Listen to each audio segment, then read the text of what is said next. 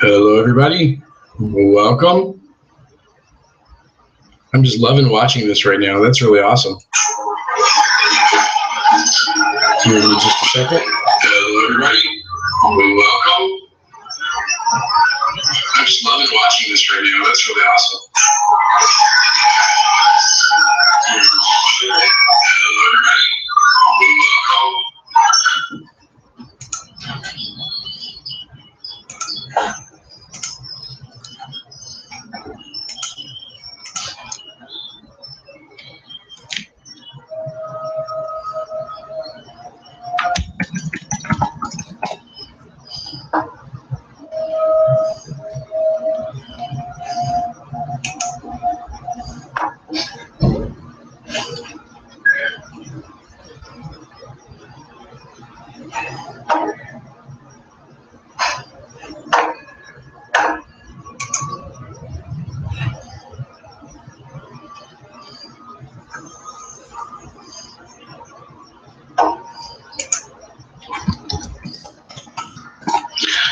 Sounds like robots in the room, you say. Hey.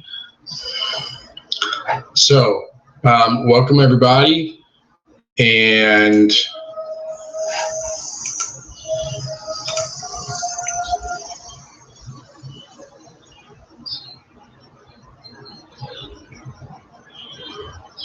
we'll get going here in just a second. I want to just do something here real quick, but I can't remember what I'm going to do.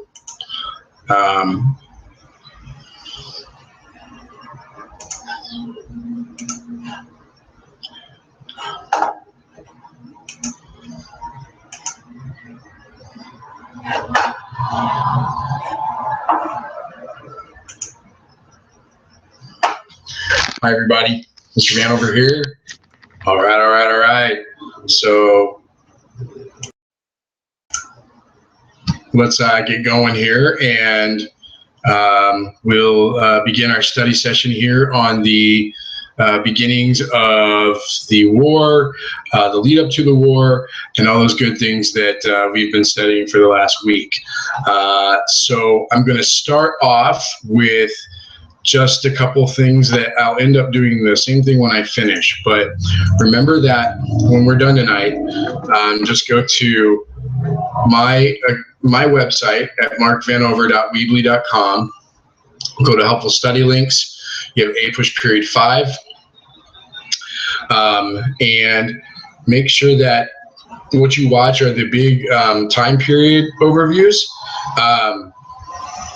And make sure that you, at the very least, that's what you should do. For some of you, at the very most, that's what you should do. But if you wanted to, you could also make sure that you take a look at the Gilder-Lehrman site. I put the video up on my webpage that gives you kind of the overview of the Civil War period as well. This is the entire period in 10 minutes here. But for a little more detail, make sure that you take a look at the key concept videos, which breaks it down by key concept. You got either Mr. Norris here, or you have Mr. Yokes here, the dorky history teacher guy. If you take the quizzes, the big thing to do when you take the quizzes, and this is important, is one of the things that I've noticed some of you doing is that when you take the quizzes, and you go to, so again, if you go to my website, let me go back to screencasting for just a second and let you see what we're talking about. If you're at my page, so again, that's at AP US History here, and you get your drop-down menu, you go to Helpful Study Links, APUSH period 5. If you go to the US Quiz main page, History Heart Lady Quizzes, one of the things that I've noticed when talking to some of you is that when you're using the US Quiz main page, the biggest thing to make sure that you don't do is click these things till you see a smiley face. If you know that you got a question wrong at the very first try, then what you should do is do one of two things. Make a list of the topic matter So in this case, this would be slavery as a labor system in the antebellum South, so pre-war South. And when you're looking at this and you say, oh my, I got this wrong, crazy. Okay, so what you do then is you do a couple of different things. You may want to look at the key concept videos and make sure you note anything that has to do with slavery as a labor system in the pre-war South. Or you come down here and you look at some of these videos when you're looking at sectionalism and the cause of the Civil War, for example. Or if we're looking at the idea of nullification, when we talked about compact theory and what nullification was, it is kind of a holdover from the last unit, but the concept is obviously very much a part of what we talk about. And you're going through any of these things, these can give you the specific tutoring that you need to spend your time on before the test. What you shouldn't do is just figure out what the answer is by clicking on these until you see a smiley face. If you click on these just to see the smiley face, you get the answer to this particular question. But one thing to keep in mind about this particular question is remember that this particular teacher that made this site up, History Heart Lady, she took old textbooks and their test questions and she put them online. So these are all basically the kinds of questions that show up on, say, our reading quizzes. And because of that, they're very specific to the book. So they're really good to help you with content, no doubt, to make sure that you know your stuff, because no stimulus question is going to help you if you don't know the topic. But if all you're doing is waiting to see which is the right answer, and you think you'll memorize that, well, then it's not necessarily helping you make sure that you understand the concept overall. So you want to make sure that you're using this in the right way. But when you're done tonight, if you feel like you've been studying pretty well, you can keep up with some of the things we do, then you may want to make sure you just watch the overview videos. Those would be a very good way to just remind yourself what you're doing. Remind yourself of the content. Remember that generally you're not going to learn new things tonight. So hopefully you haven't put off any of the going over the outlines or any of the chapter videos that we were assigned for this unit. Hopefully you're not doing that tonight and trying to learn brand new things, because that won't really help you. It's just going to cram it in and potentially raise your anxiety level. Excuse me. But if you, for tonight, just review. Tomorrow morning, just watch these. Don't sit there poring over your book, trying to find every little detail, trying to reread every word or reread everything on your outlines, because that doesn't work. And it only serves to heighten your anxiety level, which then can be counterproductive on your test. So, what we're going to do then is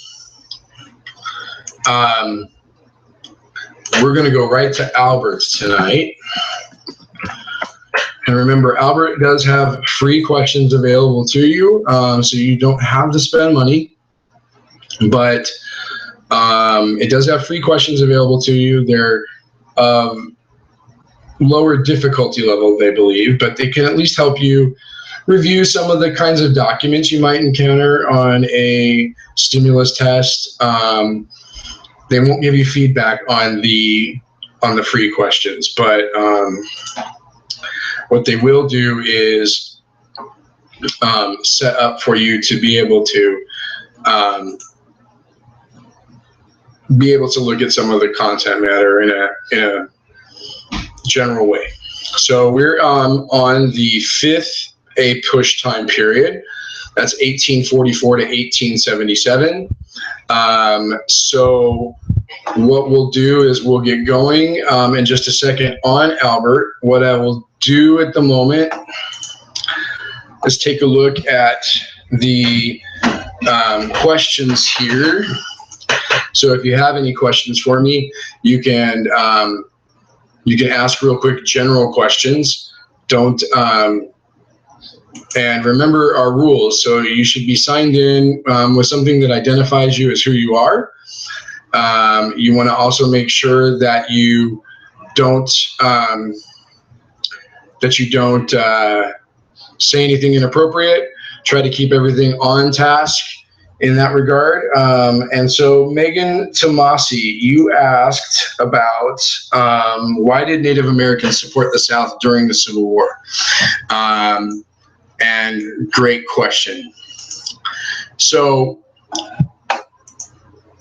it says here, Indian Territory was a slave territory, so some of the tribes believe supported the South. This is an interesting thing because you would expect perhaps that Indians or Native Americans would not necessarily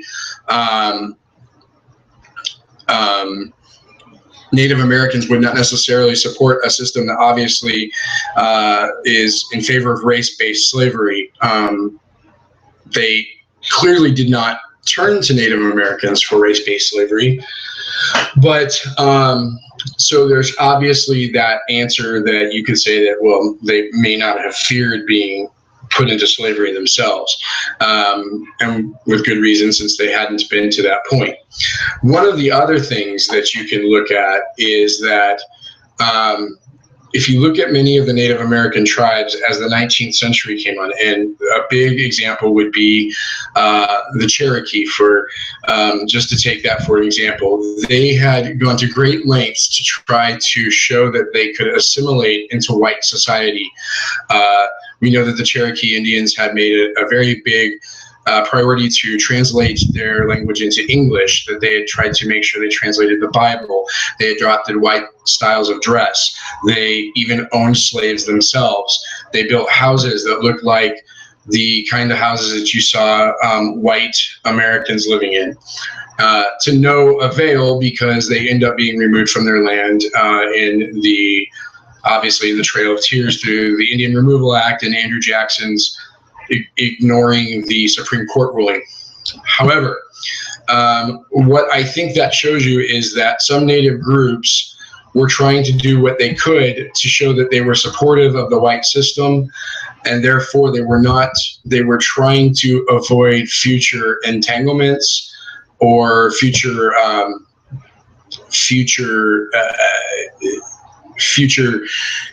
removal.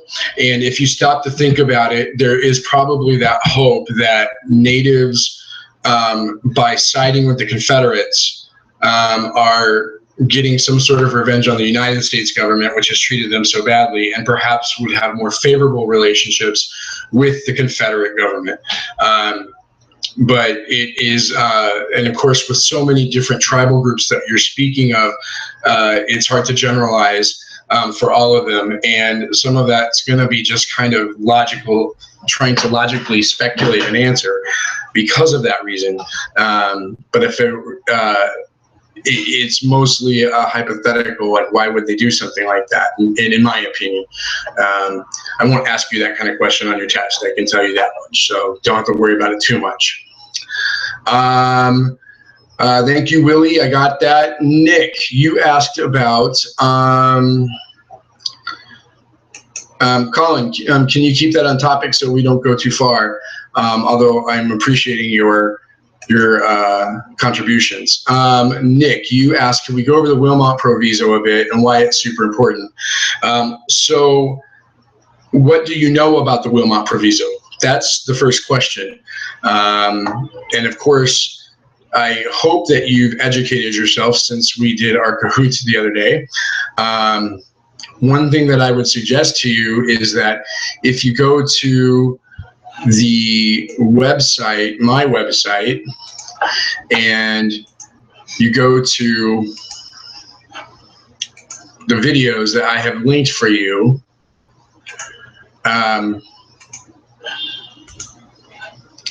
if you scroll down here, here's a whole thing about the Wilmot Proviso and how it relates to sectional tension.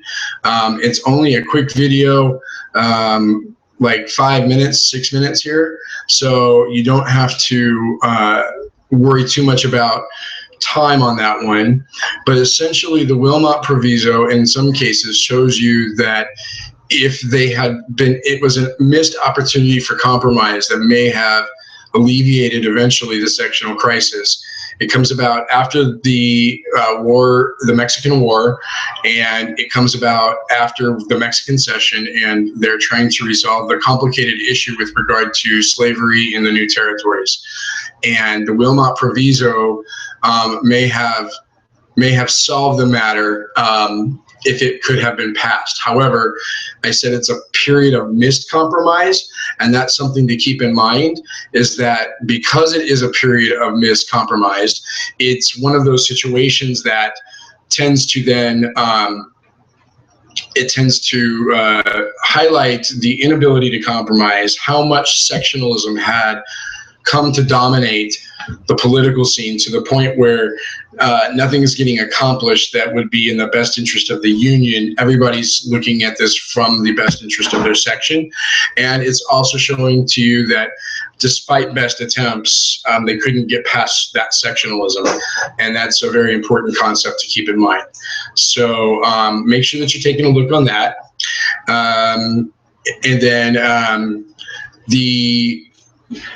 what Colin has said regarding back to Megan's Native American question is that it is all very good. It's actually quite relevant. What is up with the Austin Manifesto? Why didn't we take Cuba? So, with the Austin Manifesto, we know that it was a proposal to negotiate with Spain to get Cuba. And the reason for wanting to get Cuba was because it would be a possible area to increase another slave state or states. Cuba is well suited to plantation farming. Tobacco and sugarcane in particular grow quite nicely in the climate in the Caribbean. So it would have been a great place for them to have plantation farming and again expand the practice of slavery to another area, and to try to maintain some sort of control or ability to influence legislation, particularly in the Senate. When you look at that, it is what happened is when information kind of became public on that, on this proposal through the manifesto, it led to an abandoning of the attempt because it was politically and publicly looked very bad. So it's going to be one of those things that shows you the extent to which Southerners were willing to go in order to try to maintain having slavery as an option in a new territory, particularly if anyone was successful in keeping slavery from expanding west beyond Texas, south of the 3630 line. Remember, until we get to the Dred Scott decision, we don't have an unconstitutional Missouri Compromise. And remember that what Stephen Douglas proposed with Kansas and Nebraska Act didn't really undo the Missouri Compromise in general. It would have voided its provisions north of the 3630 line. But as far as anything else was on paper, you could still go south of the 3630 line. And so that's where there's that question of just what the South would do to try to make sure that they could guarantee expansion of slave territory so that they could maintain eventual statehood for that state, that slave territory, and then being able to have balance in the Senate. So any other general questions before we begin the Albert?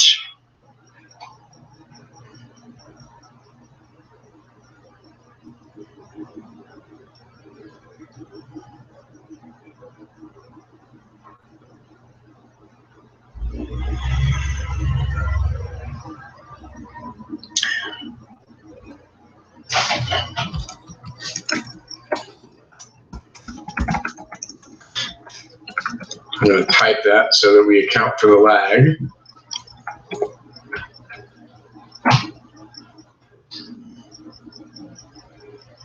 Zubair has asked if there's a short answer question on tomorrow's exam. No. I've said it before. I said it today. I said it yesterday. So I'm just giving you crap. But no, it's 45 minutes, 45 questions, as Daniel just said. And that will allow us some time for us to spend in class going over some midterm exam review. So,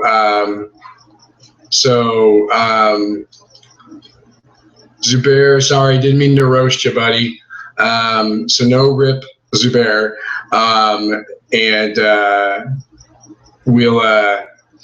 Well, I'm saying it with a smile on my face. I'm not angry with you.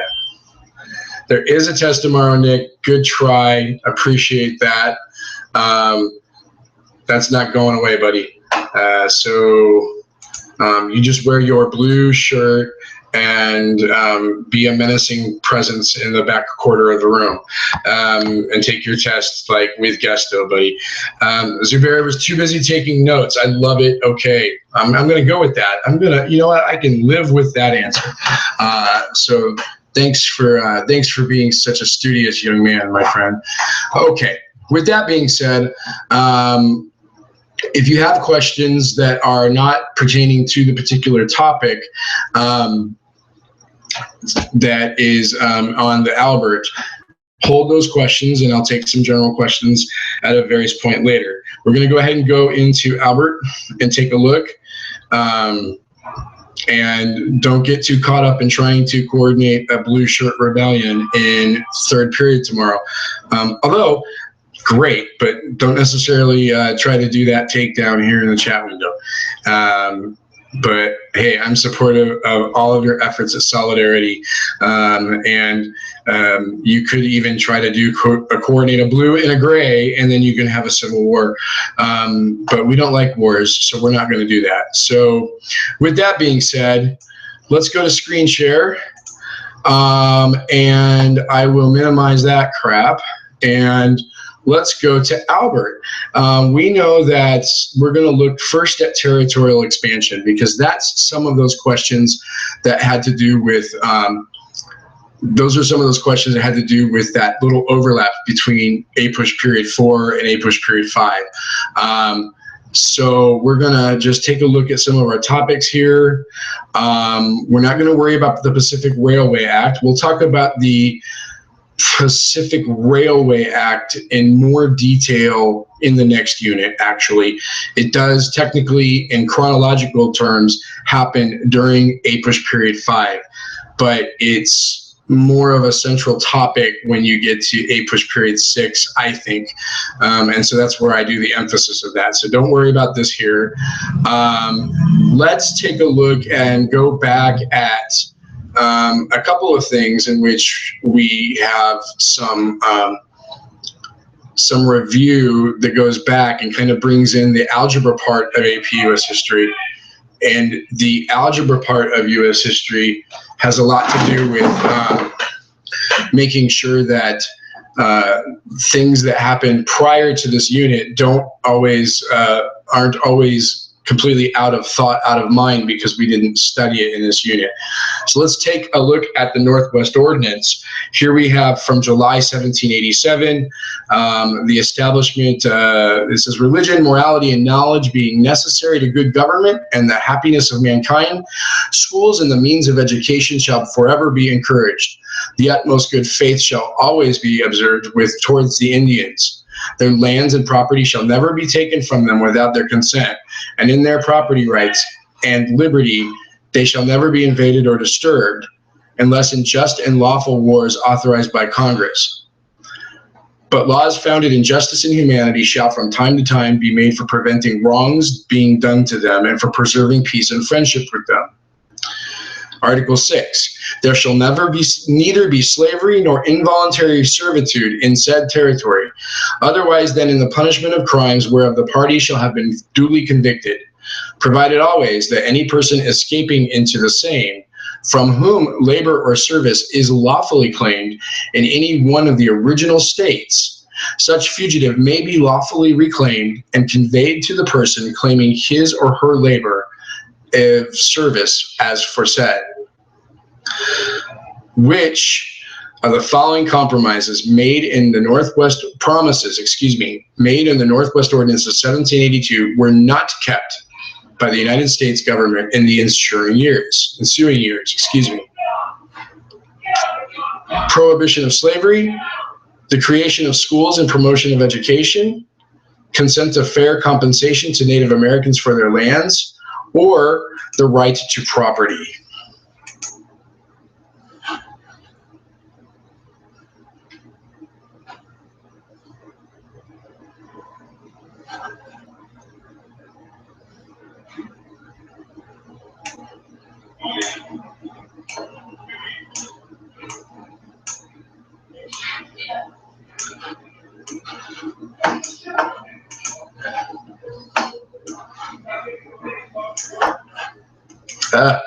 Sorry, hold on a moment.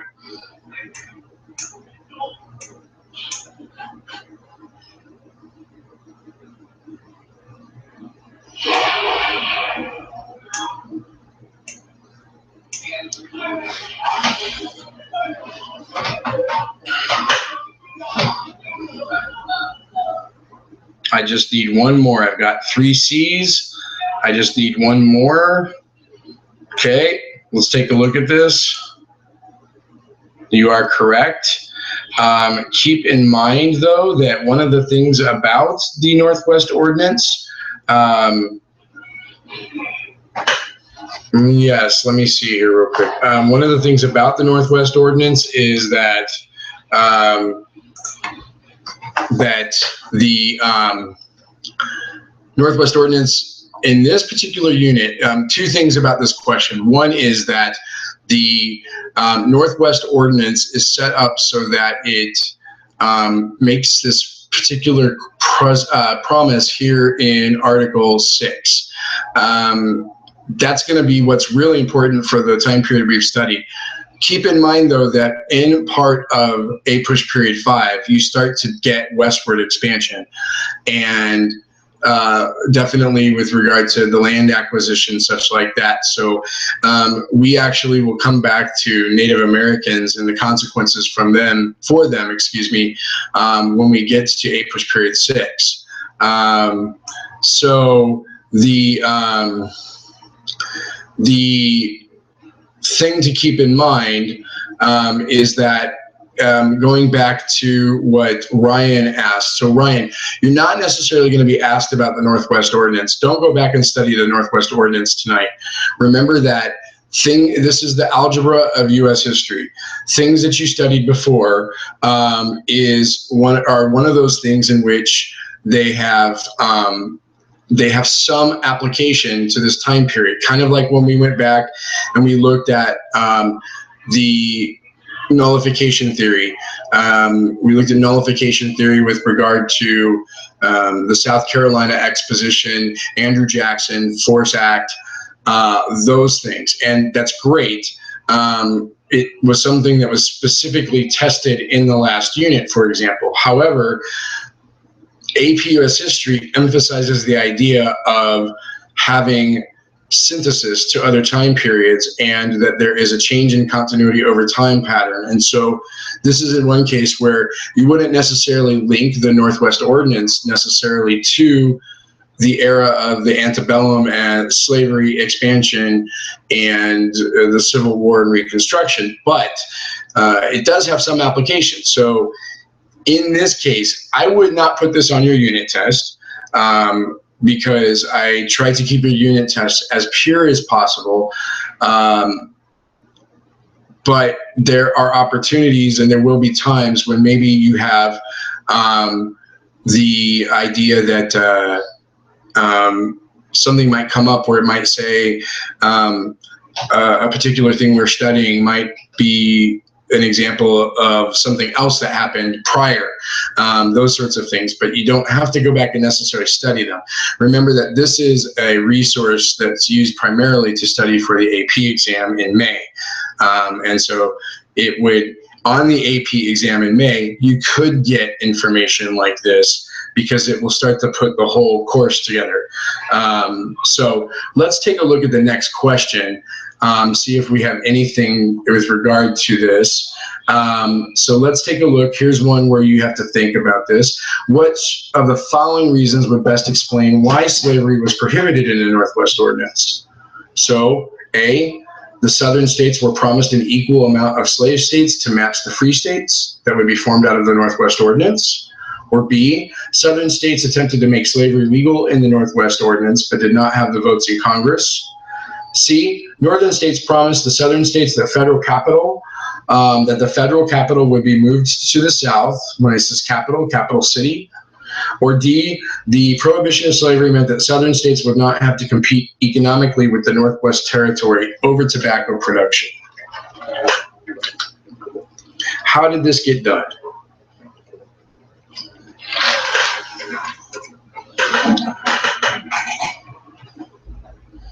Colin says A. Abby says A. Ethan Schaefer, by the way, welcome. No worry about being late. Daniel says A. Zubair says A. Okay, well, I've got 4 A's, so I'm going to go with that while the rest of the lurkers watch. And that would be no. D. I don't like this one because I don't think that prohibition of slavery meant that the southern states wouldn't have to compete economically.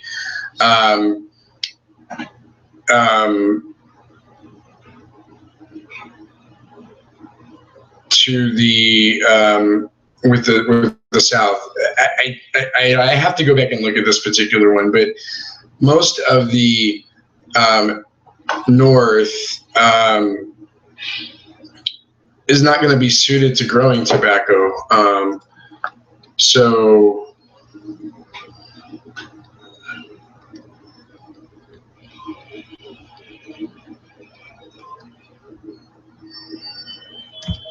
let me ask you really quick. You're giving me some notes on the chat.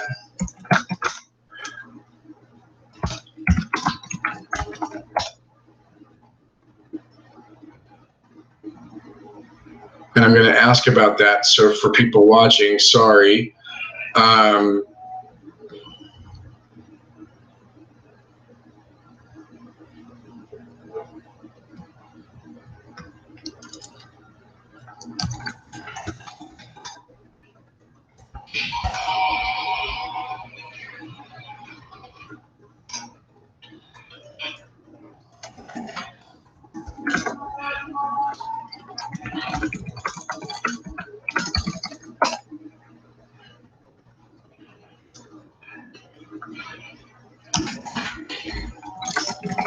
Okay, I'm glad to read this. Great to know that. So see, Daniel, I'm going to give you stern teacher voice for just a moment. This is why you keep the chat on topic, because I totally thought you were telling me that with bad grammar that my resolution was bad. Keep the chat on topic. Okay, so Daniel, I'm going to put you in the circle of shame, and I'm deducting 50 bonus points from life.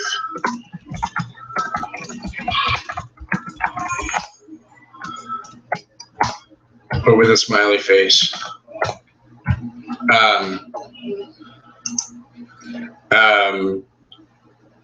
So answer a question correctly, Daniel, and I'll take you out of circle of shame. I don't like people being shamed, so don't be ashamed. Let's go back to your guy. We'll get off Northwest Ordinance. I didn't like that question at all. So let's go to let's go to questions of rights and status. Let's take a look at what that's got to offer for us. Let's look at the failure of compromise. Let's take a look at some of the easy ones here so we can get Daniel out of circle of shame. Here we have a political map of the United States. This is a period map of the United States. If you can see, it's old. So Megan Samasi, I will be happy to answer your history Heart Lady questions in a little bit. So please hang tight with me and I'll make sure that we get that answered. So we're looking at a political map of the United States, and the question here says, the Kansas-Nebraska Act declared which of the following would determine if a state became slave or free? A, geographically, if it was above or below the 3630 line of the Missouri Compromise. B, popular sovereignty. C, if the land was deemed suitable for slavery. Or D, if there was any precedent of slaves having resided in the area during the history of the territory.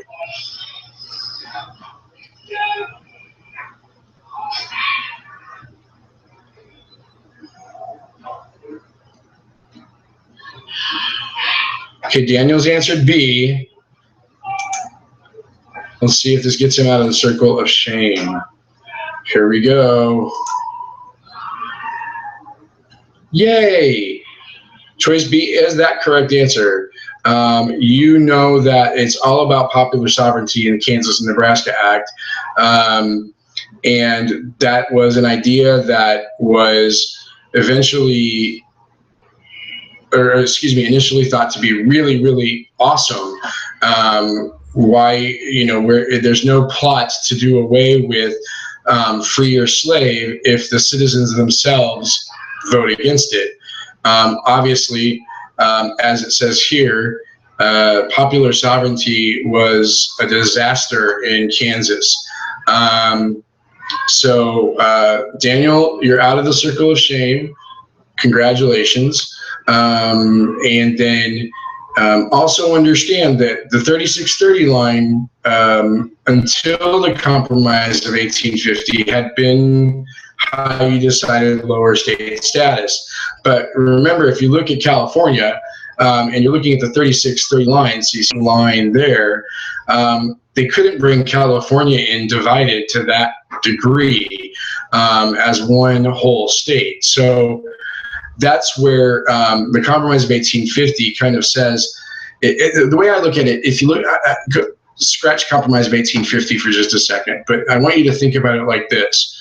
Remember that the Missouri Compromise essentially set up that anything north of this line in the Louisiana Purchase territory was to be closed to slavery.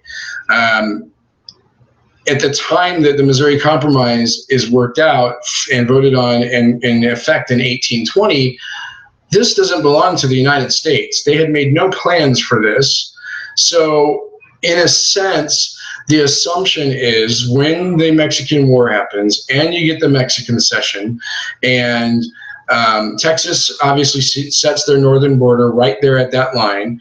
So that's already happened. When this land comes into United States possession, the assumption was that line would extend out. California, however, applied for statehood with borders that would have split it between free and slave, and you had to declare. It had to be determined. So California comes in as that free state. It doesn't necessarily undo the Missouri Compromise, but it didn't make it a hard, fast rule anymore. We know that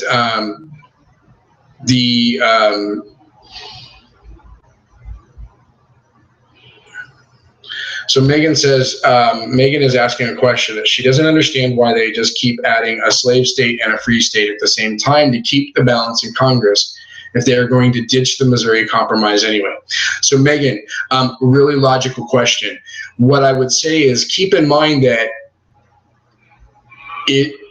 when states are getting added, there's not a conscious decision or knowledge that they would end up ditching the Missouri Compromise. California didn't have any reason to really enter as a slave state, but because it would upset that balance, it required political compromise to get the South to go along with it being admitted as a free state. That didn't mean that the Missouri Compromise wouldn't hold true. But when the Missouri Compromise was worked out, I think because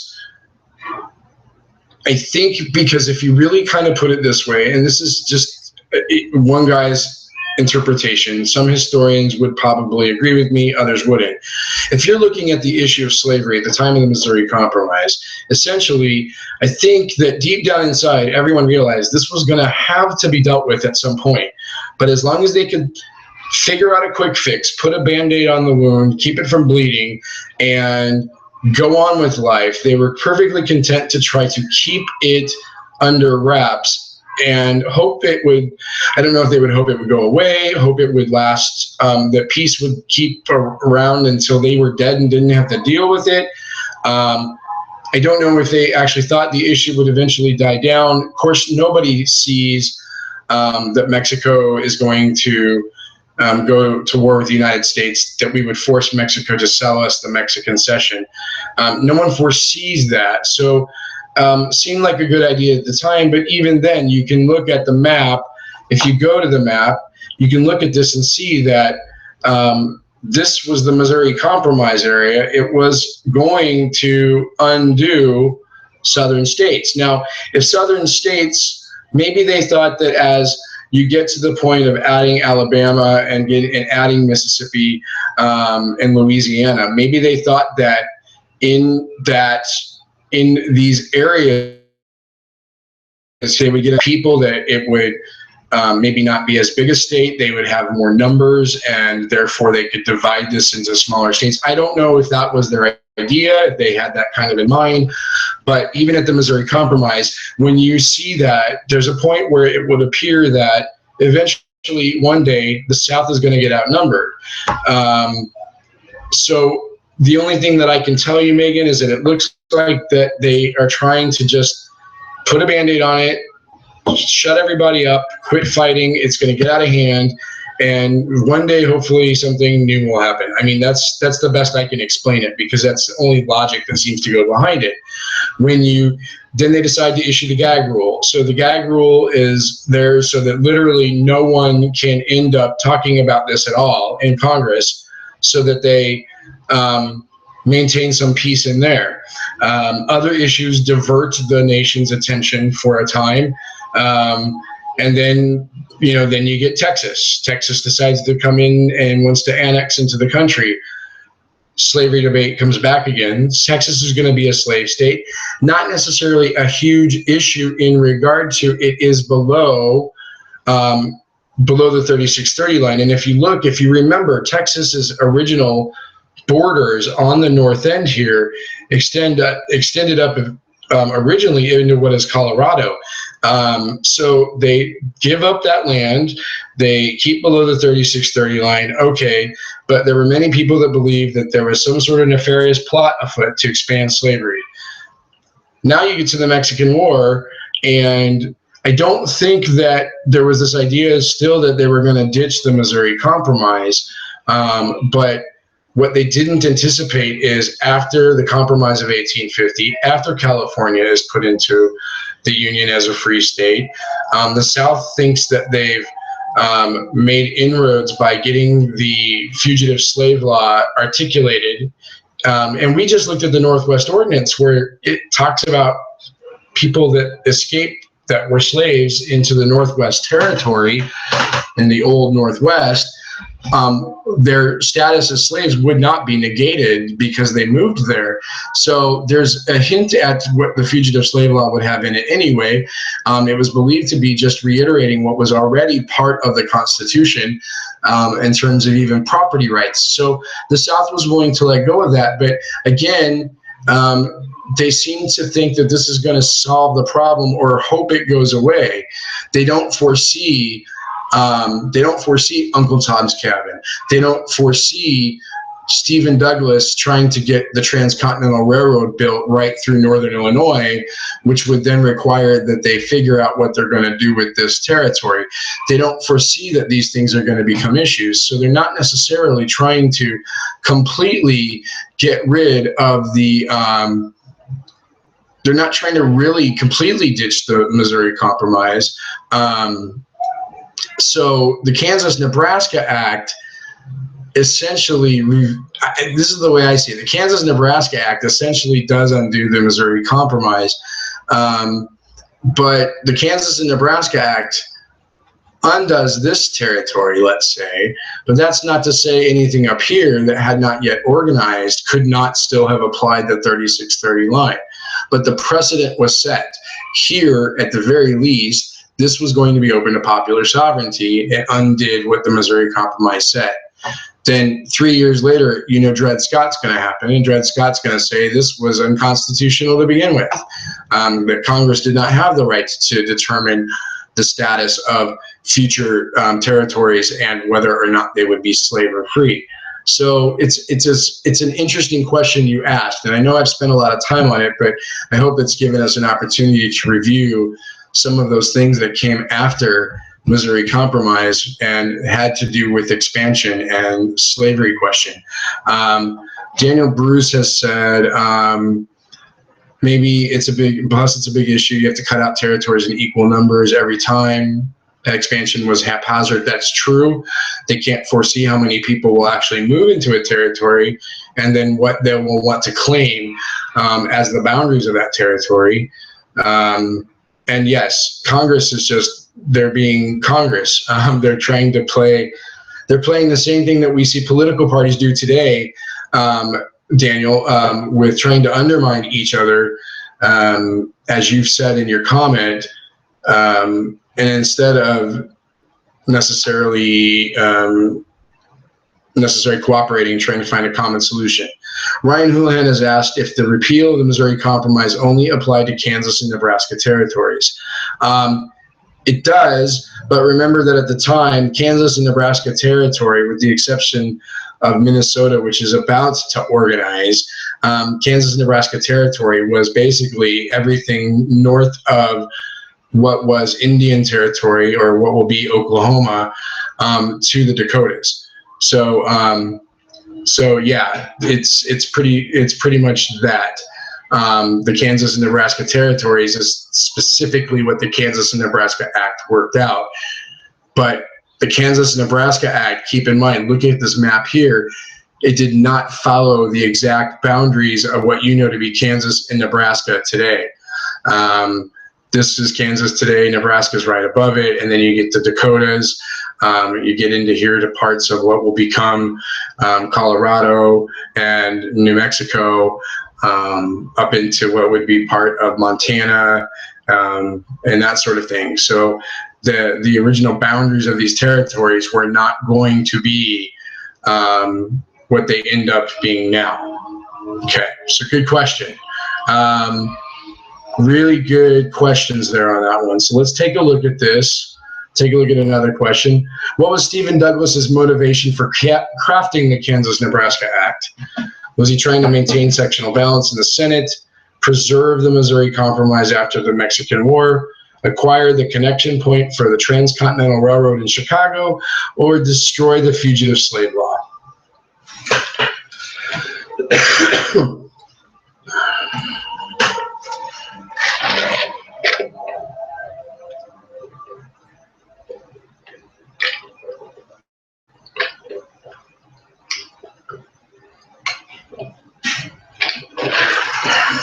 Okay, we're getting some C's. I got my 4. I'll go ahead and submit, and you are correct. So take a look at this as you're looking through. Stephen Douglas, I like the line it starts off with here, that is a rising star senator from Illinois. But Stephen Douglas definitely had his eyes set on being president. So what he was trying to do was, he was trying to not only benefit his state of Illinois, but he was also trying to advocate for the building of a transcontinental railroad to facilitate further expansion, growth, and trade.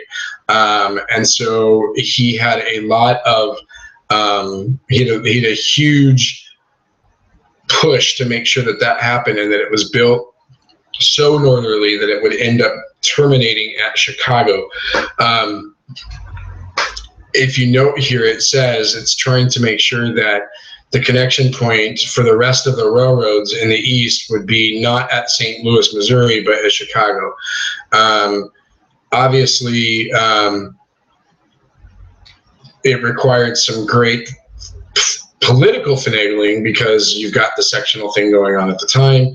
Kansas-Nebraska Act was the idea that would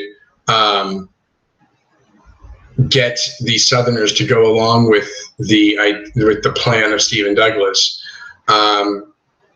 Your Albert here gives you a really nice review here in the sense that the Chicago becomes the city it does partially because of this particular case. Yeah, so that's why the Kansas-Nebraska Act is passed. Ryan Houlihan said, can we do some harder ones? I'm down with that plan. Let's take a look at, don't worry about Susan B. Anthony. Don't worry about St. Patrick's Day. That's immigration. Don't worry about immigration. Let's do a thing on the Freeport debate.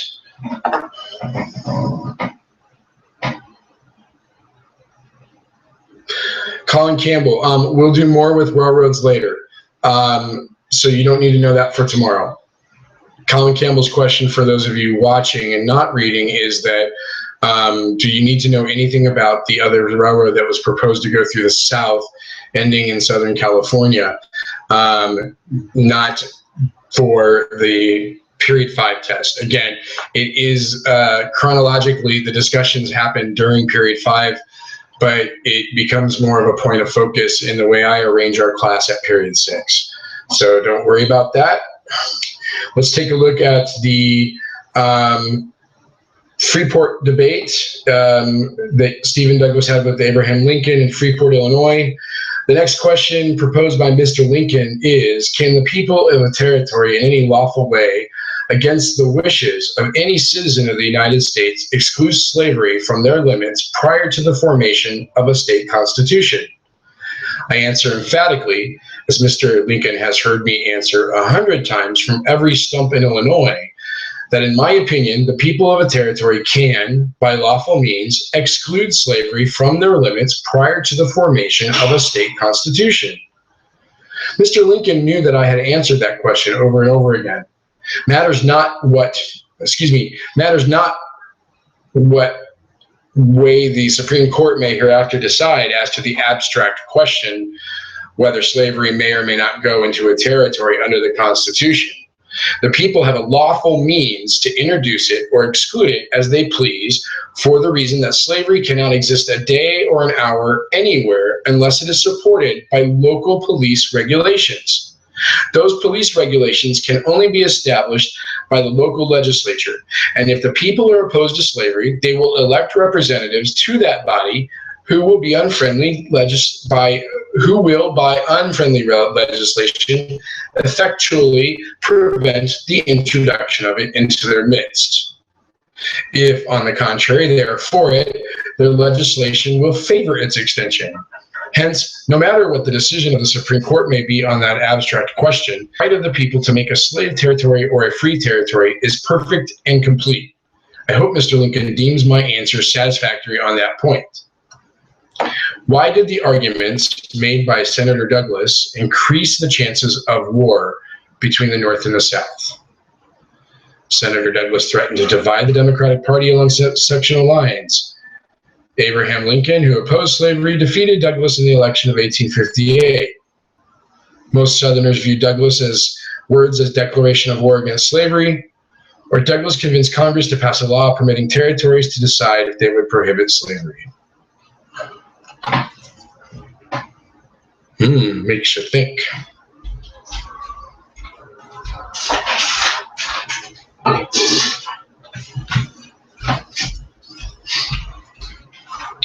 Brian Houlihan gets us going with a D. Megan disagrees with A. Daniel's son has said A.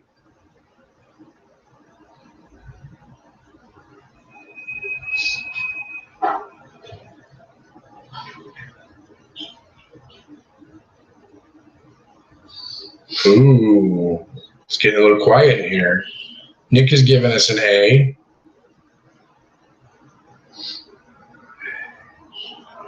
Daniel Son, would you like to explain why you have said A?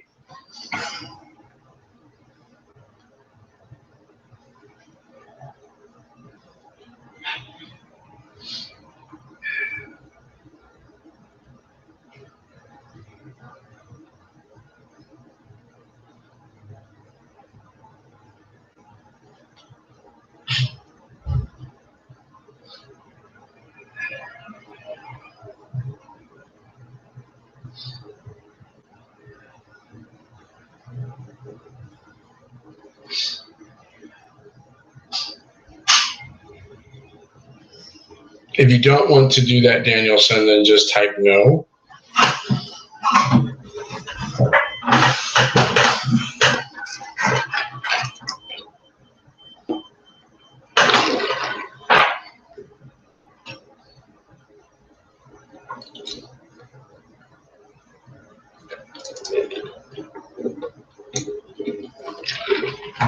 Danielson, are you around?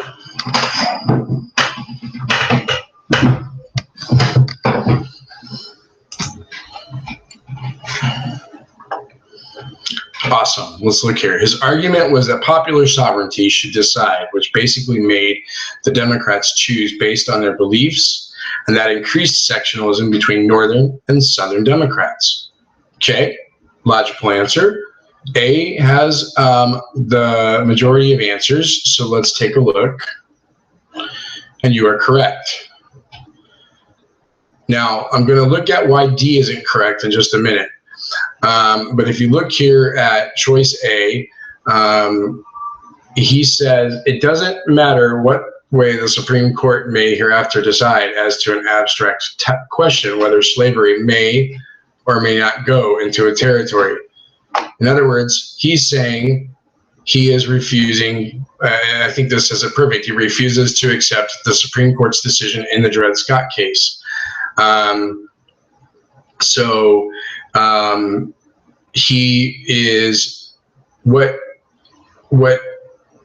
Stephen Douglas is doing is essentially trying to defer the issue of slavery, in his opinion, to saying it doesn't matter what I believe, the government doesn't have the right, the national government in Washington, Congress does not have the right to make these decisions. This is something that should be left to the states. So with doing that, he essentially sticks to his popular sovereignty line. Politically, he doesn't have to take a side because he can just say it's up to the people. And that's going to divide the Democratic Party. And then eventually there will be two Democratic parties running between North and South. The Republican Party will emerge. Will have emerged at that point, and that will allow Abraham Lincoln to win because he splits the vote. And obviously, we know what happens next. Just so that you know, Abraham Lincoln did lose to Stephen Douglas in 1858. And if you look at D, so Ryan had chosen D, but Ryan made it a point to publicly state D. So there are many of you that might have thought D. So I wanted to stick with that for just a second because this is the detractor. This is the detractor answer. And what it's there for is to see if you're reading too fast and not thinking about what it says. In this particular case, the test questions author wants to see if you can remember that Douglas convinced Congress to pass a law permitting territories to decide if they would prohibit slavery, would be what was done in the Kansas-Nebraska Act. The Kansas-Nebraska Act is in 1854. This is done in 1858. So chronologically, Stephen Douglas had already done the popular sovereignty issue with Kansas-Nebraska. And so D is there because they know you're going to remember that about Stephen Douglas. They know that you may be somewhat less familiar with the Freeport Doctrine as being one of the primary reasons why the Democrats split thus allowing Abraham Lincoln to win the election. And what they're looking for you to do is to see if you are choosing your answer too fast, or you read through and think about what each of these say. So it's real important to deliberately read through these and think about what your answer is going to be, because this can't have happened yet. Abraham Lincoln did not defeat Douglas. He lost that election. This is not really true. Douglas's words weren't seen as a declaration of war against slavery, and that leaves you between A or D, and D can't work because of chronology. So, and Ryan, thanks for responding. Okay, and Ryan isn't the only person who would make this mistake, and like I said, there are other people who are in this study session who are not answering questions, and that's fine. Lurk away. I'm all about that, man. But I also want to point out to you that that other people would have likely chosen this as well. It would be the likely wrong answer to choose in this question. So I'm glad we got to be able to do a little test prep there. Let's go back to the study guide.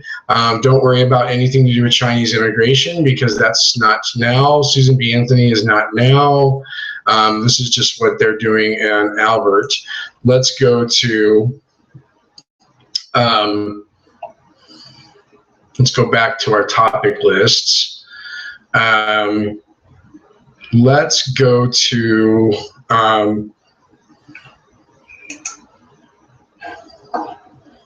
just go to,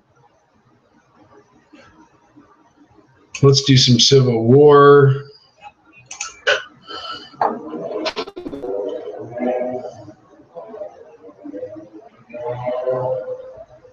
Let's take a look at some of the economic and social patterns during the antebellum. Let's take a look at Lewis T. Wigfall.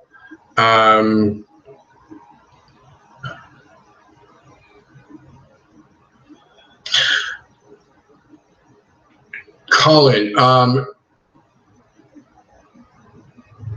you do not need to know about Appomattox Courthouse. We talked about, with regard to the Emancipation Proclamation, that the Battle of Antietam had happened with heavy Union losses, and that may have been a motivator for the emancipation. And we talked also about, and Zubair, you actually spelled Antietam correctly. But Colin, your question says you needed to know two battles. One is Gettysburg, and the other one was the battle for Appomattox Courthouse. I'm not familiar if there is actually a battle of Appomattox Courthouse. I've admitted to you several times I don't study Civil War battles. But Daniel and Ryan, on track, please. So when you're looking at the battles, you should know that Gettysburg obviously is major, huge human losses. If you remember with the crash course from Civil War,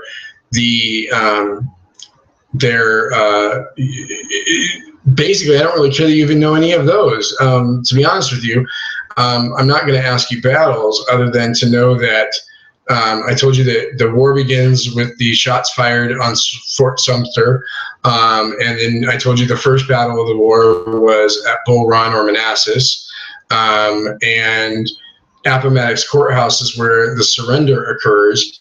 But don't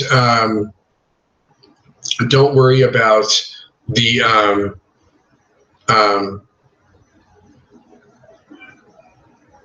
don't worry about any of that. Okay, so let's look back at the question. Excerpts from Texas Senator Lewis T. Wigfall and Louisiana writer James D. DeBow. Excuse me. So Lewis T. Wigfall. We are a peculiar people, sir. We are an agricultural people. We are a primitive but a civilized people. We have no cities. We don't want them. We have no manufacturers. We desire no trading, no mechanical or manufacturing classes. As long as we have our rice, our sugar, our tobacco, and our cotton, we can command wealth to purchase all we want from those nations with which we are in amity, friendship, and lay up money besides. James B.D. DeBow.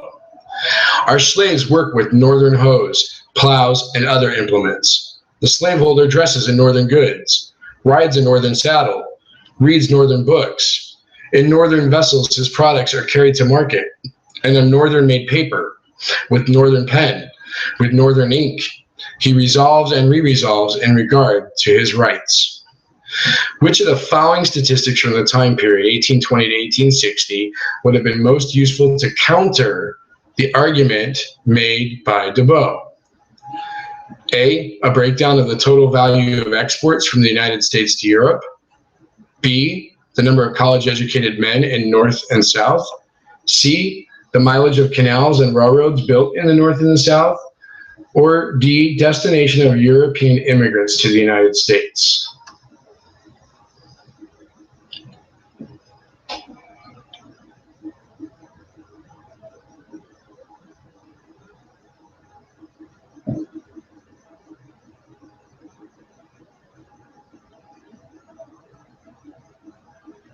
Janina says B.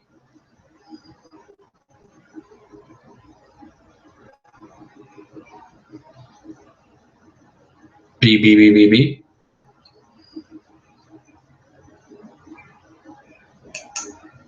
Although Willie says A. Megan gave a fourth B. Let's submit that. Oh, Willie, vindicated. While the industrialized economy in the North was growing during this time period, cotton and other raw materials still made up the majority of American exports during the time period. In 1860, cotton alone made up about 60% of U.S. exports. So look here. First, we have Daniel Vega said that he is a little confused by this one, and it is a tad confusing. I'm going to completely admit. So here we have Louis T. Wigfall saying that you don't need any of these things. We don't need your trading. We don't want manufacturers.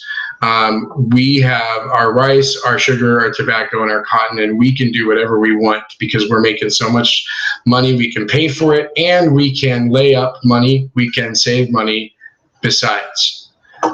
James B.D. DeBow says, our slaves work with northern hoes, blah, blah, blah. This is one where you're looking at, he's saying that our slaves and our dependence comes from not anywhere but the North. And it's saying that we need the North. If you look at what Willie says here, Willie, you've explained B, C, and D all support the North being superior to the South, which is what DeBow is trying to say. A is the only answer that could possibly and does support the South over the North.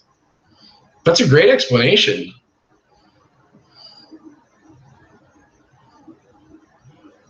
So if you look at that, that's awesome.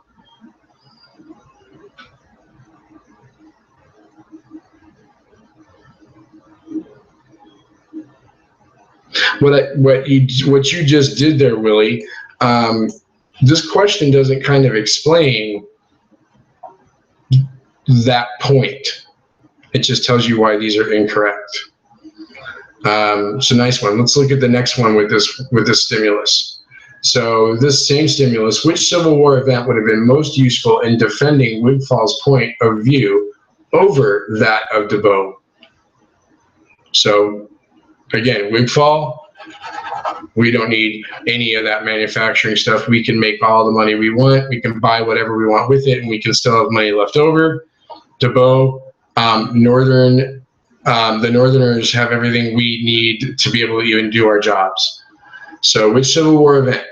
Results of the battle at Fredericksburg and Chancellorsville early in the war, the overall effectiveness of King Cotton diplomacy, the amount of money printed in the South by the South during the war, or the decision by the Confederacy to use slaves as soldiers late in the war. which one of these things would tell you that Wigfall is right over DeBow? Okay, Ryan says it's not A, looking for B. Colin goes with B. Janina tentatively puts out a B. Daniel, B. You say B. There's 4 B's. Let's submit. Miguel agrees. Ooh, incorrect. Don't worry about this one. This is a battle question. So what this is saying is that remember that early in the war, the South was kind of kicking butt. So despite all these nice industrial things, despite having more people, despite having all of the advantages that we know the North had, remember that the South was, for a good time, defeating the North all over the place. Remember that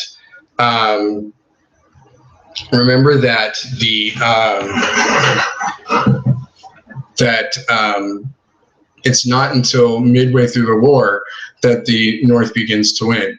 The Southerners got all the military genius as their biggest advantage. No, you're not bad, Daniel. This one would require you knew something about that, and of course you don't need to know anything about that. Oh, Janina, rip Janina, you're not dead, as you just said. This one is one where, again, you would need to know something about those battles. Don't worry about that, because that's territorial expansion into Alaska. That happens then, but we don't worry about that right now. Let's go back to Civil War. Let's see if I can find you some new questions. I'm not liking Howard's questions on the Civil War, to be honest with you.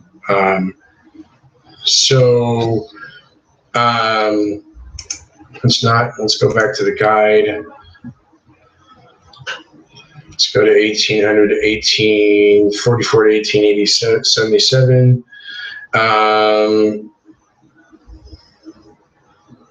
Yeah, I'm not liking this. Let's go over to History Heart Lady and take a look at her and do some review. That will allow me to answer Megan's question from earlier.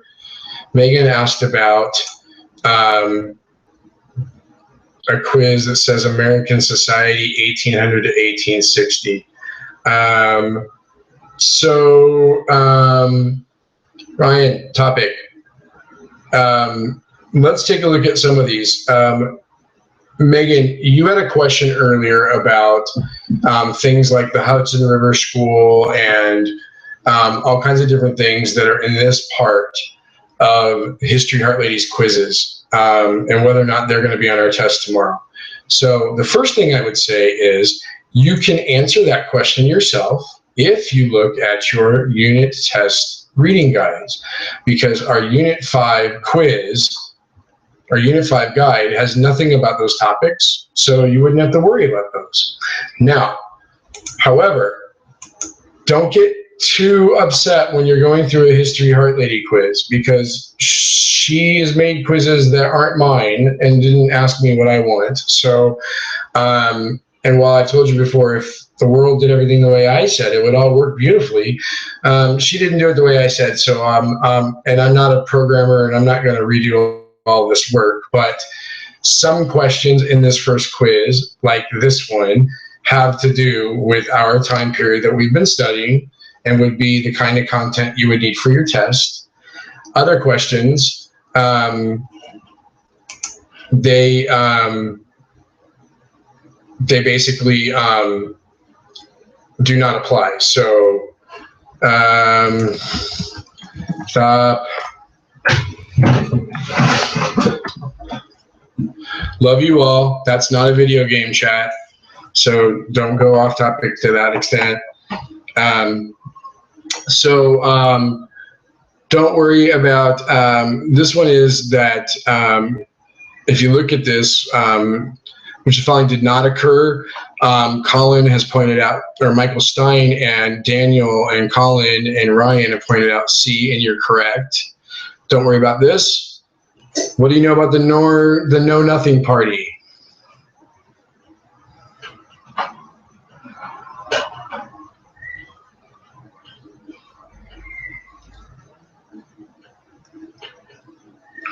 Did it want to limit the rights of freed slaves in the South? Did they advocate prohibiting the teaching of evolution in public schools? Did they back the efforts of unskilled workers? Did they support the claims of farmers or demand an end to immigration into the United States? Yay, you've all answered E, demanded an end to immigration. Now, keep in mind the Know Nothing Party is a nickname. Do you know their official name? Daniel Bruce has asked, didn't slave trade get outlawed in 1808? Yes, you're correct.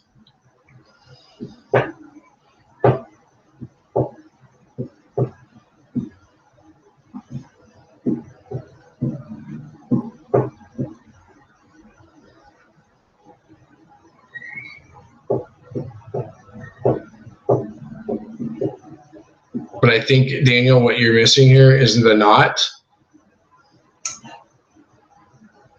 And yes, everybody's answering the question. So the question I asked you about the Know Nothing Party was, what was its official name? The American Party. So yes, you are correct.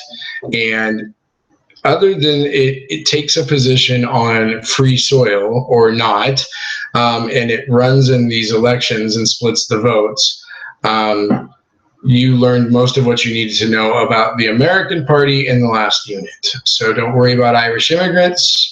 Don't worry about Protestantism. Don't worry about Hudson River School. Don't worry about Tom Sawyer. Don't worry about the Lyceum movement. Don't worry about Horace Mann. Don't worry about any of the rest of this, because it's all stuff from Unit 4. So let's go back and we'll look at your US Quiz main page. We're going to do, let's do an antebellum South.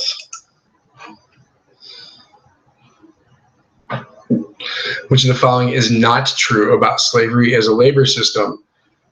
A, it was worth more in terms of investment than all land of the South. As it spread into the deep South, wealth and power became more equally shared amongst the various classes of white Southerners.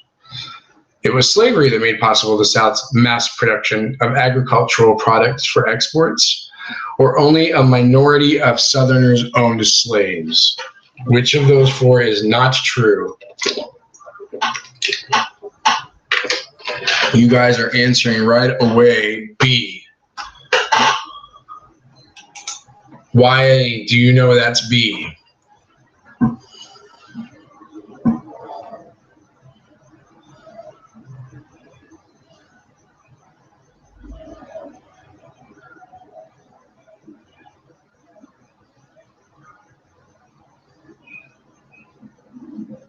Correct, Michael Stein. Not all Southerners owned slaves.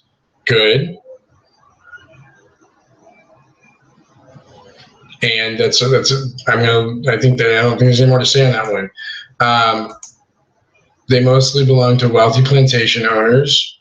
And you're right, George. Most of the South didn't own slaves at all. Slaves were very, very expensive, Megan. And this is going to sound, you remember inflation and what money was worth then as opposed to now, but they were worth hundreds of dollars. Hundreds of dollars in 1800s is a lot more money than it is today. Yes, they were an expensive commodity. I hate to use that word, but they were. So, yeah, okay. Let's look at manufacturing in the Old South. That's going to be the South before the war. A, black labor was incompatible with industry. B, white leaders in the South were more concerned with prestige than with profits. C, the South lacked important natural resources. Or D, cotton was a more profitable investment.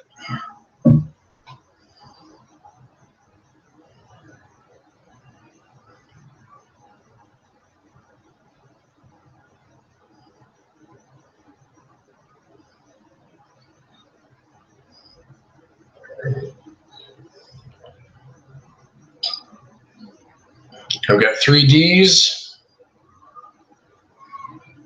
and D's. Awesome. Thanks, Orson. Must have gone to the inflation calculator. So Ryan Houlihan says, does natural involve mineral? Yes. But don't forget, manufacturing prior to the Civil War is not smokestacks, oil, minerals, gold, precious metals, all those things that you're going to know about later. Manufacturing prior to the Civil War is going to be all about primarily, and I'm generalizing on a major level, is going to be primarily textiles and expansion of the railroads, and you're starting to build machinery, but you don't need the mineral resources that you're going to need later, except maybe for steel later. If you're going to look at manufacturing, don't look at the important natural resources. The South doesn't lack natural resources, and in fact, they're going to figure out there's quite a bit of oil down there later on. You need to look at what's going to make the most profitable investment at the time, given the types of industry that did exist. So keep natural resources as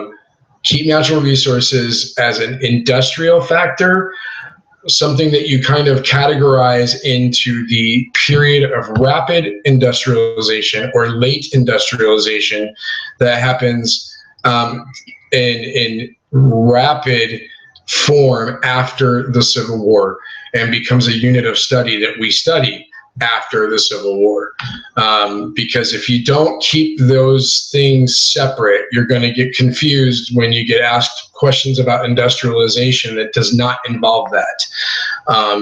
Because the term gets used both times. So I remember that when we talked about industrialization, I wanted to make very clear when we talked about market revolution and the industrialization that comes with that, I kept using the phrase, we're not talking smokestacks, we're not talking factories, we're not talking immigrants from all over Europe and Eastern Europe. We're talking about immigrants from Ireland and Germany, and we're talking about textile mills that have been located on water sources of power in Massachusetts. We're talking about the beginnings of using the steam engine as a means of automation. We're beginning to talk about steam engines as ways of trying to power locomotives and things along those lines. We're not yet at that point where they're going to need tons of ore to make steel just yet. They're not at that point where steel manufacturing becomes one of the major products of the United States. None of that's happened yet, at least for all intents and purposes for studying APUS history at period 5. So let's look at paternalistic view of slavery. Was it that slavery was necessary evil? Was it that it was justifiable because was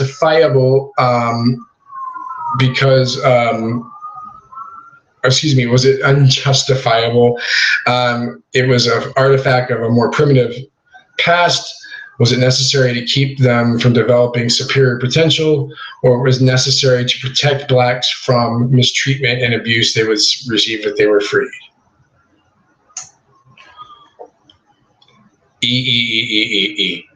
Awesome. Okay. What lesson did white Southerners learn from the Nat Turner Rebellion? Insurrections were a threat. Emancipation was inevitable. Slaves should not be allowed to work in cities, or that slaves should not be allowed to read the Bible. Ryan, ask me about that in a little bit. We talked about that in class. We got A.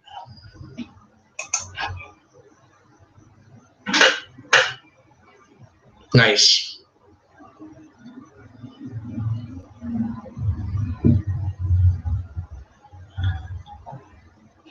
Nat Turner's Rebellion scares the crud out of all the Southern plantation owners that own slaves, because they believe that they believed that the South was, that they believed that slaves were just on the verge of always going to kill everybody that owned at the plantation. Remember that movie that just came out that's kind of tanked at the box office, Birth of a Nation, is about the Nat Turner Rebellion. Hinton helpers, the impending crisis of the South. So I'm going to stop for a second here, and I'm going to let you look at something. So if you look at chapter 16, you can see, first of all, you got Nat Turner. So you should know who Nat Turner is. We know about the peculiar institution. We know about these sorts of things. And then as you get into the rest of it, you're going to see some more with regard to people like Hinton Helper. So let's take a look real quick at the impending crisis of the South. See if you can come up with this particular one. Refutation of Uncle Tom's Cabin, the argument against slavery as an economic institution, rallying cry against abolitionism, a condemnation of Preston Brooks Acts, or a rational defense of the practice of slavery. Michael Stein says B. Miguel Nepomuceno says B. Nepomuceno, sorry. B from Mr. Houlihan. B from Colin. And you're correct. All right. Anti-slavery sentiment underlay the formation in 1840 of the Democrat Party, Union Party, Liberty Party, Republican Party, or the Know Nothing Party.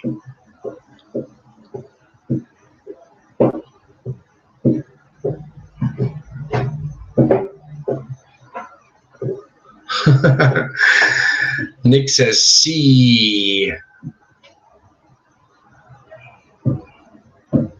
Oh, I got a D. I got another D. Nick says wait. Zubair says D. I got 4 Ds. Ready? And that would be a no. So one thing to keep in mind,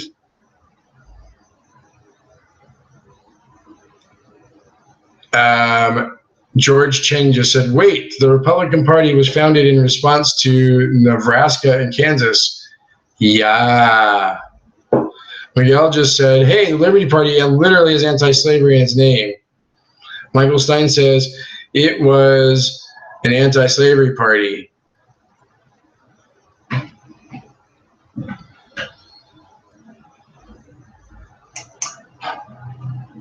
Miguel for the win. So, again, you need to know your chronology. 1840 is not when the Republican Party formed. As George said, when he said, wait, the Republican Party was founded in response to Kansas-Nebraska. Kansas-Nebraska Act is when, my friends?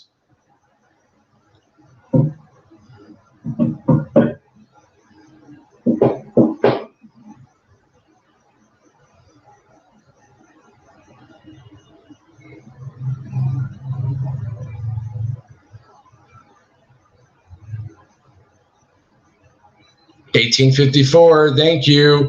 Awesome. Now, let's go to the thought bubble. I gave you some instant notes, excuse me.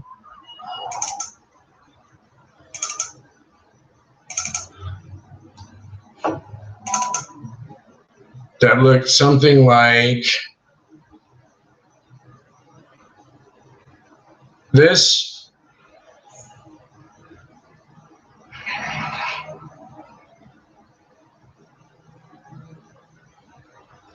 So If I sound a little stern, I would hope you'd look at Instant Notes because it talks about each of these parties. It gives you 1840s, and it makes very clear that the Republican Party began in 1854. So, just saying.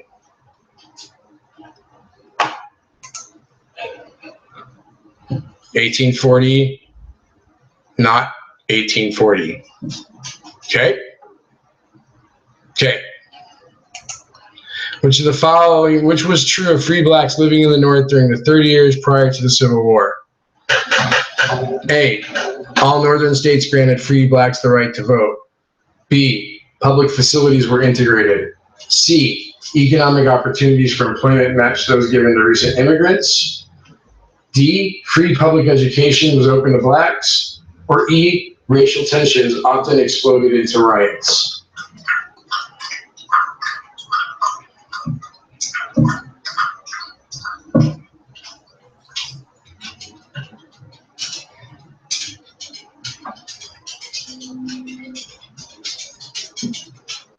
Okay, I've got 3 E's. I now have a 4th E, but 1 C was given.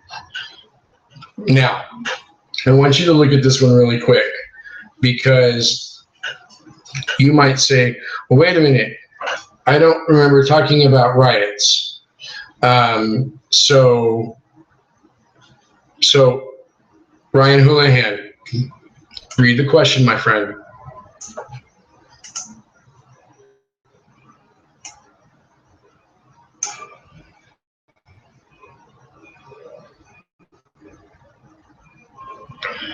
So the 14th Amendment is not passed prior to the Civil War. 14th Amendment also doesn't give blacks the right to vote. 15th Amendment does. So in this particular case, what we find is racial tensions often exploded into riots. Well, we didn't talk a lot about this, but let's look at the question and the answer choices. So all northern states granted free blacks the right to vote. Okay, so we know that we just demonstrated that. Prior to the Civil War, we don't have that. B, public facilities were integrated. This is the North. It's prior to the Civil War. Do you think public facilities were integrated?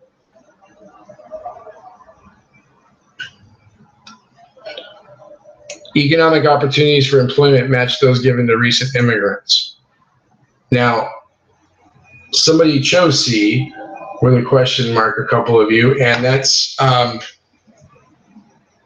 that would be probably the most logical wrong answer in my opinion, in the sense that you know that immigrants don't really have a lot of options when it comes to getting quote unquote good jobs. However, remember, it's important, and we've talked about this in class, don't think for a minute, because abolitionism is centered in the northern states, that there's anybody up there that believes in racial equality to a large degree. They are anti-slavery, but remember that we talked about when blacks begin to move out of the South and they go to North and they have to compete with whites for jobs, you're not going to find welcoming arms, open arms, welcoming them to come join their Northern industrial society. Remember, Abraham Lincoln, for all his belief that he did not like slavery, he didn't wish to end it. He didn't want to see it expand, all those good things. For all his emancipation, Abraham Lincoln did not think that slaves or blacks were equal to whites. So don't ever mistake abolitionism for being some sort of stereotyped view that everybody was all about having racial equality. They don't necessarily believe in racial equality. They definitely don't believe in slavery as a rule for abolitionists. Abolitionism happened to be a northern cause. Northern states tended to support anti-slavery efforts, but that does not mean that they are pro-black at the same time. So keep this in mind, because it's not, it is a common stereotype that, okay, so the North wasn't for slavery, the South was, Civil War was fought, the Northerners must have been cool with blacks. They're not going to be very cool with blacks once blacks begin to be part of their culture. So let's look at the American Colonization Society. This is one that would have popped up in chapter 15, actually, but let's take a look at it. It was an anti-slavery organization that A, advocated racial equality, B, sought full political rights for blacks, C, favored immediate emancipation, D, advocated the forced shipment of freed slaves to Africa, or E, relied upon governmental action to end slavery.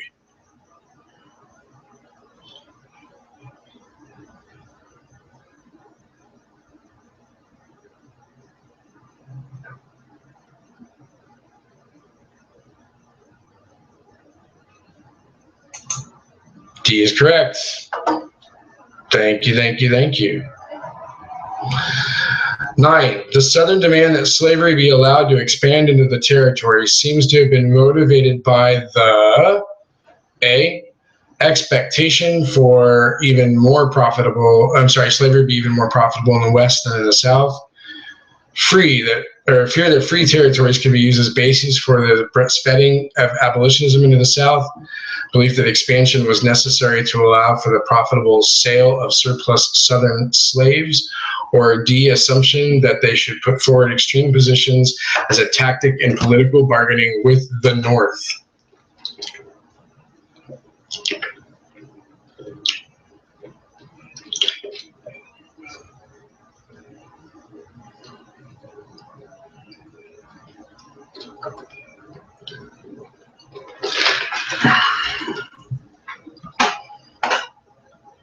Okay, you got 5 B's. Yay. Awesome. William Lloyd Garrison pledged his dedication to A, shipping free blacks to Africa, B, outlawing the slave trade, C, preventing the expansion of slavery beyond the South, or D, the immediate abolition of slavery in the South.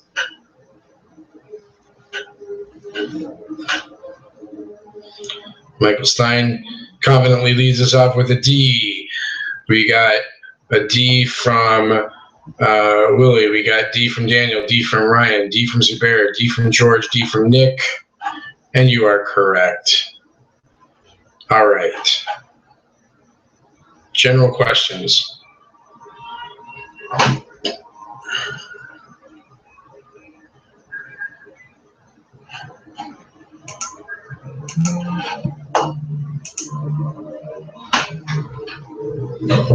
General questions. What general questions do you have, my friends?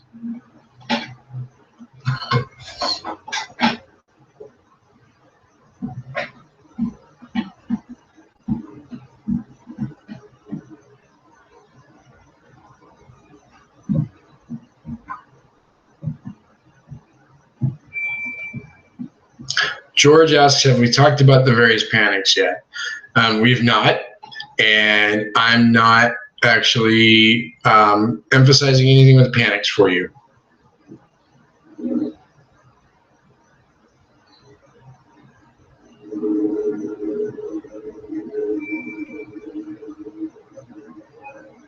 Can we briefly cover Reconstruction again? Oh, I don't know what the most missed topics will be on the test. I think that you all should be able to do it just quite well, actually. But if you're looking at what do you think the most missed topics will be, I don't have the faintest. I don't even try to predict them.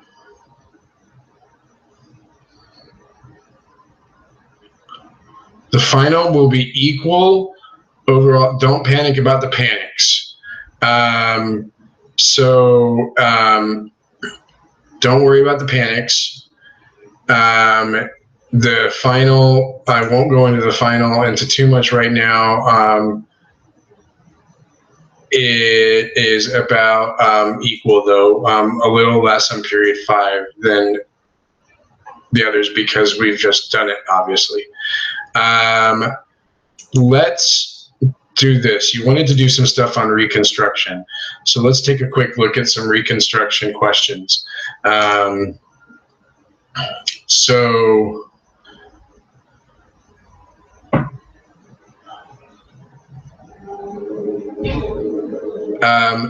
Natalie Lee, let's see.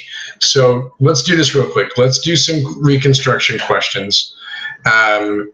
Yes, I have a picture of the not Natalie Lee. I have a picture of Abraham Lincoln on my wall. Abraham Lincoln is looking over our study session. He's also covering up the unpainted patch on my wall that's driving me insane. And it particularly drives me insane when we're on our study sessions. So I decided to undo that. So let's go to screen share.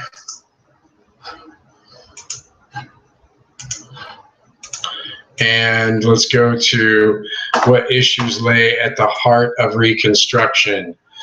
Is it that whether the federal or state government was ultimately sovereign, and whether African American and Native Americans were the most oppressed minority group, which party would gain ascendance, and how the government would regulate the economy, future of political and economic power for freed slaves, and the future North-South economic political relations, or rebuilding the South's shattered economy and restoring rebuilding the North's shattered economy and restoring the South's.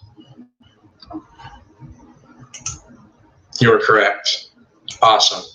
Keep in mind that Reconstruction obviously deals with the future of this.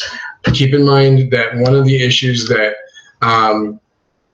is very important for proceeding with Reconstruction was how they would deal with the South. To what degree did they want to treat them either like conquered provinces or like wayward children? And so that I would add as a third issue that's not obviously part of this question, but to kind of review some stuff we talked about today. Now this goes into what this starts to hit at the heart of what Natalie Lee asked. Natalie Lee asked, can you explain the blacks and how they were reforced into involuntary labor again, and then and how they were afraid for slave insurrection? So Natalie, we'll talk about the forced into involuntary labor, which wasn't necessarily involuntary. And that's going to be a key word here. We'll talk about how they do that in just a minute. And we'll talk about it generally. But we're going to talk about ways in which they kept, I'm sorry, let me rephrase this. Before I get into the grandfather clause, one of the things to remember about the status of blacks after Reconstruction ends is that at this point in our study of this course, all you need to know is that the South, after Reconstruction is officially over with the Compromise of 1877, the South essentially finds loopholes in every way possible to Southern states find loopholes in every way possible that would allow them to basically reestablish the way of life as they had it before. They did this in ways that are shady and totally sketchy, later will be considered to be illegal. But at the time, they did not directly conflict with the new amendments to the Constitution, and they did not directly involve the use of any kind of involuntary servitude. One of the things that we talk about is the way I treat this in our class is that when we get to civil rights, we'll spend time discussing the status of freed blacks after slavery is ended and discussing how conditions in the South were for blacks under the era that it's called Jim Crow.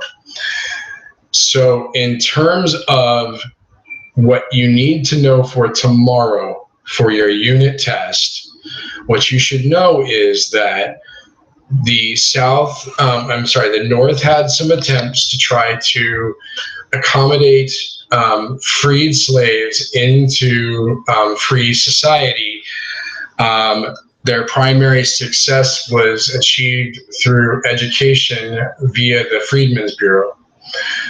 But the South does employ certain tactics even before Reconstruction is over to try to intimidate blacks into what we would call, and this gets to your question, Natalie, virtual slavery. Slavery and involuntary servitude is no longer legal in the United States after the amendments are made. So there is no such thing. What they will do is they will create a social system that will be so oppressive that it will essentially replicate the same conditions that existed under slavery. So it's not literally slavery. They don't literally own these people as property. They don't literally control these people in any way other than by virtually restricting them from having a political voice, by keeping them economically in a state where they are essentially forced to work on plantations as very low paid or non-paid but sharecropping labor. They're kept in financial debt. They are kept in education systems that are far inferior to what is provided for whites when public education becomes more of a thing. They are prevented from having a political voice through things like the grandfather clause and poll taxes. And you don't have to know that into any great detail right now. We will talk about it more when we get to that period.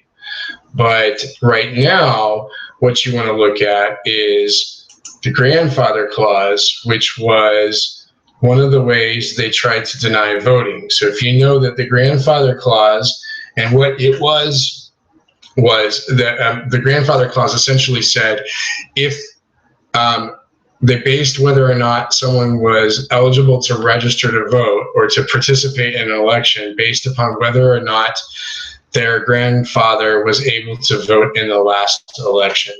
So for a time, that would be used to try to prevent people from being able to vote because their grandfather would have been a slave and wasn't able to vote in the last election.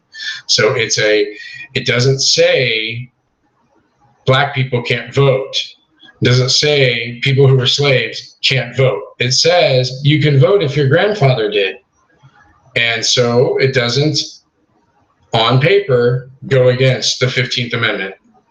That would be one of those ways that they force blacks into a virtual system that was not much different than it was before the Civil War. So what answer is this one for number 2?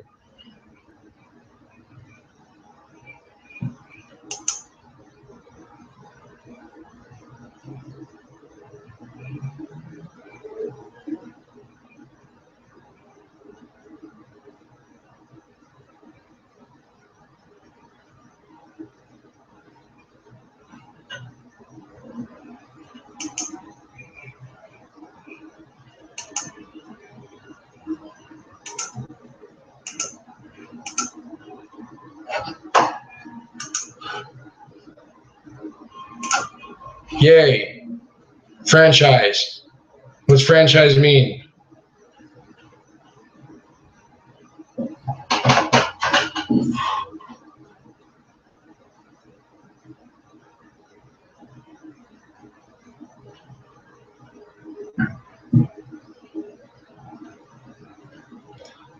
Means suffrage, means right to vote. Nicely. All right. Let's look at President Johnson with Reconstruction. Under the new president, Andrew Johnson, presidential Reconstruction, A, made it possible for former high-ranking Confederates to assume positions of power in reconstructed Southern governments. B, would implement a harsher program on the South than Lincoln had called for. C, adhered substantially to the views of congressional leaders. Or D, never implemented because Congress passed its own program before Johnson's could go into effect.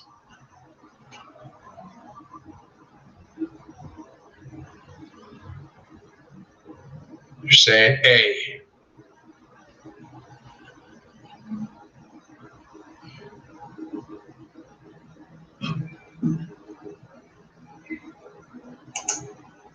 Hooray! That's true. Now, let's look at the United States versus Cruikshank.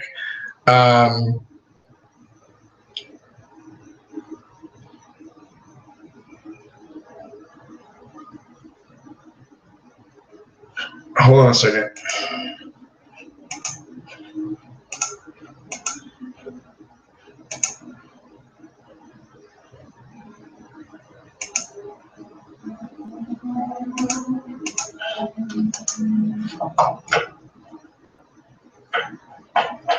I don't want you to worry about Cruikshank decision right now.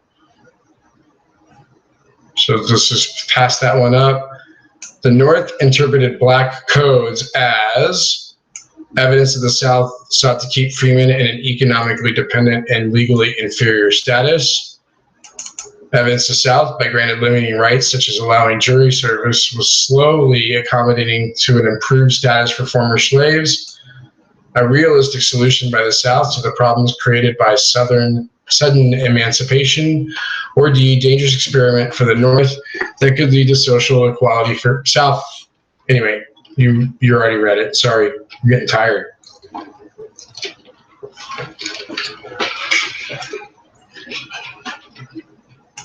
This is correct. This is what we were just talking about. Or more like I was just talking about, which is the following was not a feature of Abraham Lincoln's 10% plan. State governments could be formed when at least 10% of those who had voted in 1860 had sworn allegiance to the Union and accepted emancipation. B, Confederate officials, Army and naval officers needed presidential pardons before they could participate in new governments. C, Southern plantations were to be confiscated and divided among the blacks who had formerly worked there as slaves. Or D, freedmen were excluded from participation because they had not been voters in 1860.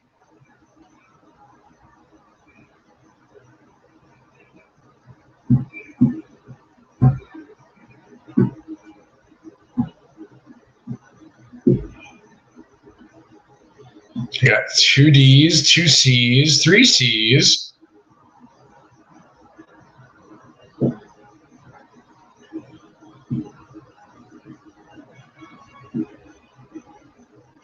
Four C's. Nice. Look at this one a little closer. That is at the heart of the 10% plan. Lincoln's plan did not say anything about that. So they could. We did talk about this in class, Daniel. You're correct. And then freedmen, blacks were not included as part of those 10% because they weren't voters in 1860. So blacks, one of the questions I was asked today for those of you who weren't in third period was, why would the Southerners not want blacks, or couldn't blacks just be the people that took the loyalty oaths and the allegiance oaths in order to make that 10% number? And the answer to that is no, because they were not voters in 1860, so they wouldn't have been allowed to be part of the 10%. Good. I'm glad you looked at that. Now, what was this? This was in your crash course homework.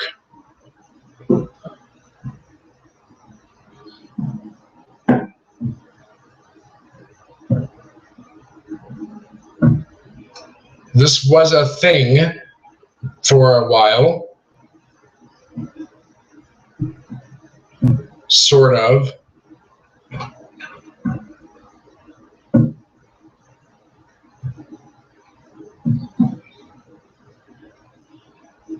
Okay, so George Chang just said give them 40 acres and a mule. Okay, so keep in mind, this is not Wilmot Proviso. This is 40 acres and a mule. This is from the crash course you watched yesterday. How did 40 acres and a mule come about? Who said that? Not Freedmen's Bureau.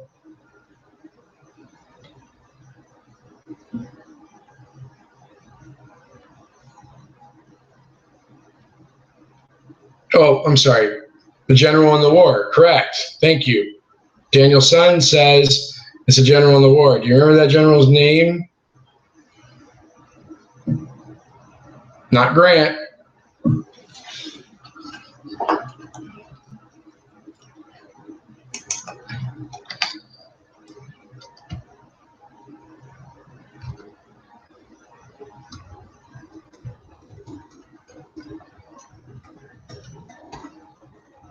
Look at that. Janina Zhu, first there. Boom.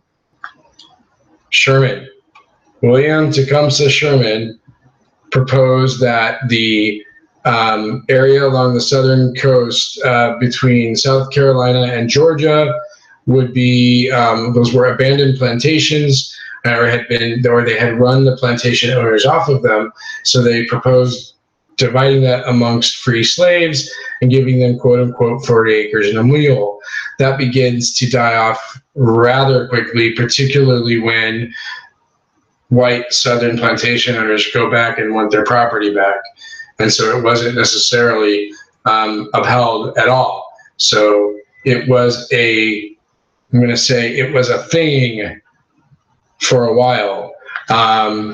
It wasn't necessarily that the plantations were to be confiscated, so to speak. It was more that many had been abandoned in that regard. What group formed 8 out of 10 of Republican votes? I want you to look at this and logically try to arrive at the answer, because this wasn't something specifically that your book said.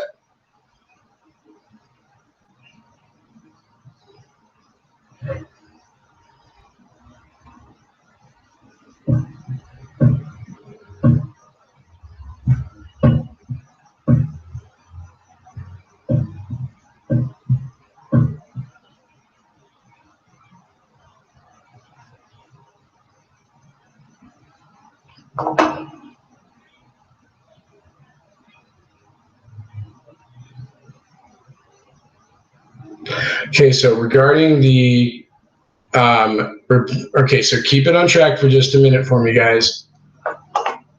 Regarding the question that's there, you say B, and you're correct. Just think about it. 8 out of 10 former slaves were the backbone of the Republican Party in the South. And I told you guys this yesterday, and it comes up again a bit today. The Democrats will be a Southern majority until much later in the 1990s. Didn't the South still contain Republican freedmen supporters? They got kind of screwed over with the Compromise of 1877. That's a question from Miguel. Are you talking about carpetbaggers, Miguel, in your question?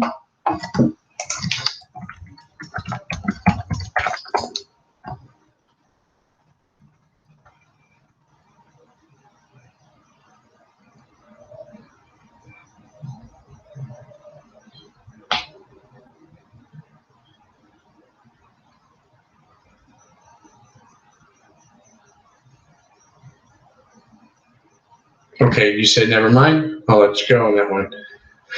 Don't worry about Secretary of State Seward, but he buys Alaska. Hooray. We talk about that later. In the presidential election of 1868, Ulysses S. Grant, A, transformed his personal popularity into a large majority of the popular vote, owed his victory to the votes of former slaves, gained his victory by winning the votes of the majority of whites, or D, all of these choices are correct.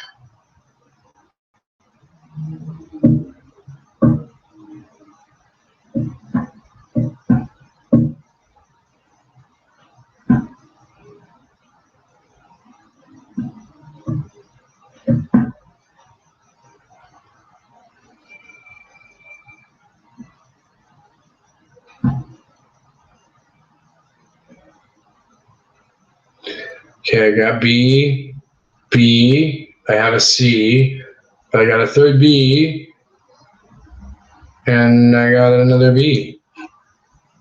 Hooray. So we're seeing some of the political power from the former slaves. Don't worry about the bloody shirts. Let's go to the 14th Amendment. 14th Amendment to the Constitution was important because it, A, prohibited slavery within the United States. B, guaranteed equal protection for under the law for every American citizen. Prohibited any state from denying an American citizen the right to vote. Provided Congress with power to establish and collect income taxes, or prohibited any state from denying women the right to vote. You're saying B, B, B, B, B, B. And you're correct. Willie, you're right that C is the 15th Amendment, A is the 13th Amendment. Nicely done.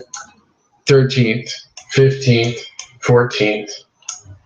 This is later. This is later.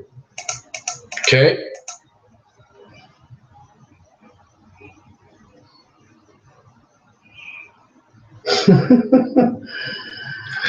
Oh, Nick is starting to regulate. So let's do real quick. The president that was associated with the sellout of 1876. A, Rutherford B. Hayes. B, Ulysses S. Grant. C, Andrew Johnson. D, William Howard Taft. Or E, James Buchanan.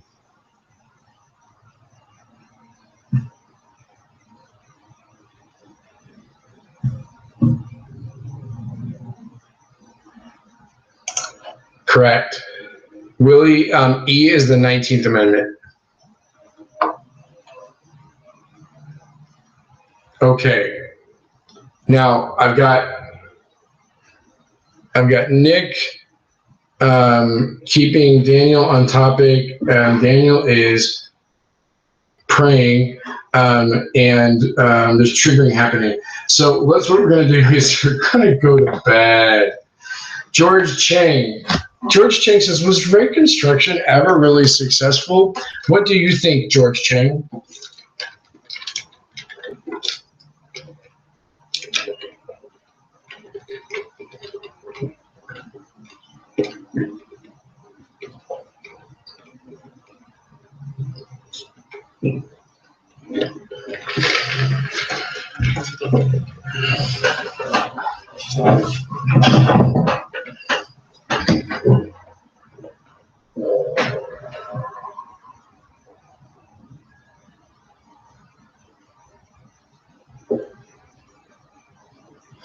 So George, you wrote that you feel like it never did anything, it only caused discontent, and it ended too early. Nick said that he thinks under Lincoln, Reconstruction wouldn't have been successful.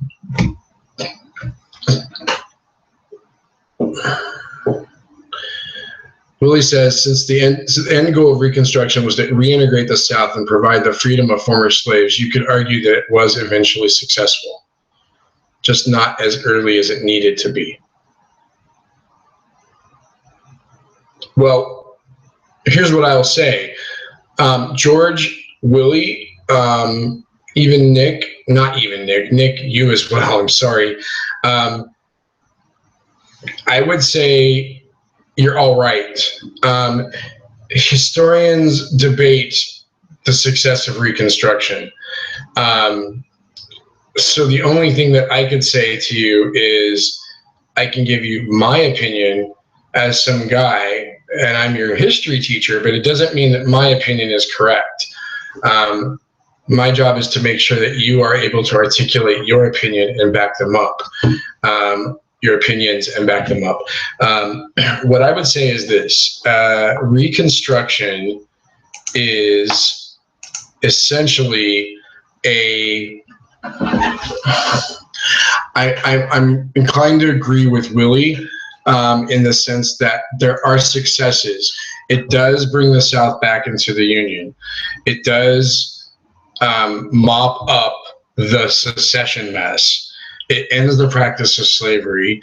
I think one of the most important amendments made personally was the 14th, and it comes out of the Civil War. It does guarantee former slaves the right to vote. And if you look at what you're saying, like, oh, you know, it's kind of funny. Willie says, watch George's question being an SAQ. Well, I promised you no SAQ, so you're not getting one tomorrow. What I would say is this. These are the types of topics that get asked in essay questions. So if you look at what I'm, you know, if you're asking my opinion, you can't negate the goodness that comes out of it. The Freedmen's Bureau does establish schools.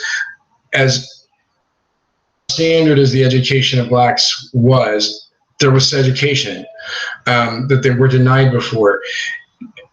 I do believe that the aspect of it that failed was that it ended too soon. They allowed political bargaining to end the process of Reconstruction. The federal government backed off by removing the military rule. I think the military rule probably needed to stay for a while to ensure that there was enough oversight of what was happening with the intention of, say, the 15th Amendment, just to give you an example, or the 14th Amendment. I think that the military rule would have been able to monitor the implementation of that and spot the loopholes that were being found. And in spotting the loopholes that were being found, they could then maybe have corrected them a lot sooner than 100 years later when we get to the civil rights movements of the 1960s and in the late 1950s. I think that those show you the aspects of Reconstruction that fail. The social aspect of trying to bring the blacks, the freed slaves, into American society and make them a fully participant part of society definitely was left undone. It was left undone for too long. And I think that you can point to many very real social realities today, and you could argue that there's a lot still left undone. And we're how many years out of the Civil War? So Reconstruction being a failure, I would say that it was a mixed success. It solved the political aspect that needed to be fixed by reintegrating the South to the Union, restoring their representation in Congress, making sure that they were no longer in rebellion. But it did not right the social wrongs that came from slavery. And I think that there was a half-hearted attempt to do that. And I don't say it with judgment that they screwed it up. They might very well have had to spend years and years and years in the South to try to make sure that the social system changed its direction. I go back to the example I've used with you guys a million times, and that's prom. You all expect a prom because that's the way it is. It's the way it's always been. You've been told there's a prom. It's a tradition. Everybody observes it. You have no idea why, but you want your prom. You can't, with a stroke of a pen, undo, at that time, 200 plus years of racial policies that were designed to completely subordinate blacks into the status of slavery. And you can't just sign a signature on a line, say this amendment is now here, and then say it's done, we passed a law. It doesn't mean people will follow it. It doesn't mean that you're going to completely undo people's opinions. It doesn't mean you're going to completely have changed their hearts and minds. And given the massive way in which slaves were kept in their they're in a system that was meant to make them subservient, and the mental tactics employed to mentally keep blacks in a place to where they were made to believe for generations that they were in a subservient state, and that's where they should be, and denied an education and denied the ability to do anything beyond what they were done. You can't undo that overnight, and it takes a long time. So I say that, you know, I don't know that there was a way to do it faster. I don't know that it could have been. I don't know that we're done with it as a nation today. I think that we have a lot of problems that still exist. Whether you can trace them back to a failure of Reconstruction or not would be a matter for lots of historical debate. Some of which is beyond me and my ability to do at 10:15 at night. But I do know that I don't think it did enough. I don't know what else would have made it more successful other than continuing the military presence in the South, in the 5 military districts that were set up. So this is going to go live on Facebook. Somebody's going to watch the end of this, and I'm going to get like hate mail or something, because I'm sure there's people that would be very upset that I implied that the South should have remained under military rule for longer. But it was a political bargain that was made to try to once more just sweep problems under the carpet and try to get on with things as opposed to deal with something head on. And so it was done at the expense of the success of Reconstruction. Okay. 17 of you have stuck with me till this time, and that is amazing. It's a fraction of my numbers in classes, but it's 10:17 on the night before your test. It tells me that the responsible teacher thing to do is to get offline. Watch your videos tonight. I'm going to tell you the same thing I tell you every test, and I'm going to ask you to trust me because I'm not out to undo you. Go to Helpful Study Links, period 5. Hi, Emma. Glad that you reminded us you're here. We didn't talk about candy tonight. Sorry.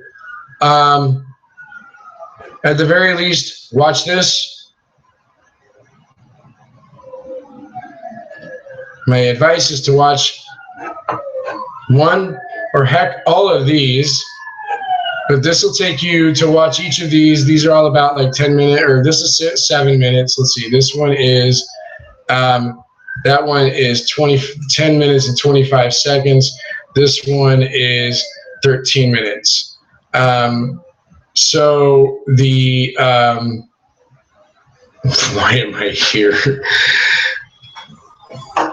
To be honest, why are you here? If I'm not talking about candy, I don't know what to tell you on that one, my friend. But stop with the Kahoot. I didn't get to do a Kahoot with you today. We were behind. But watch these key concept videos, and I would almost say, like, don't push it beyond that. If you really are daring and you'd like to test your knowledge, you should have done this maybe earlier. But I would say that you could do these quizzes, and you could then watch specific review videos here. But my preferred method at this point, with this time of night, do this. You guys are so busy writing about Kahoot, you're not listening to me. And so then you're going to be like, what does Mr. Vanover say we should do for the test tomorrow? I don't know. I'm going to cram and read the book till 2 in the morning. And you could have watched these videos and not have done all that. So, all right. APUSH, Kahoot or Riot. Wear your blue in protest. You're not amazing multitaskers. If you take AP Psychology, you're going to learn that you can't do that. But you guys got all the answers at your all your wisdom of your age. Say every teenager before you and every teenager after you. You won't listen to me because, you know, I just know whatever. So, all right. What are good videos? Nick.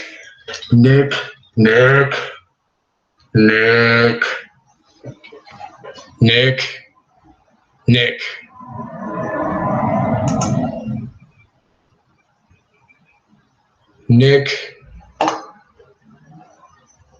right here, buddy, pal, love you.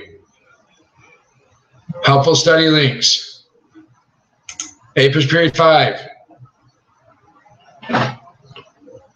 These are great videos to watch. That's why I put them there.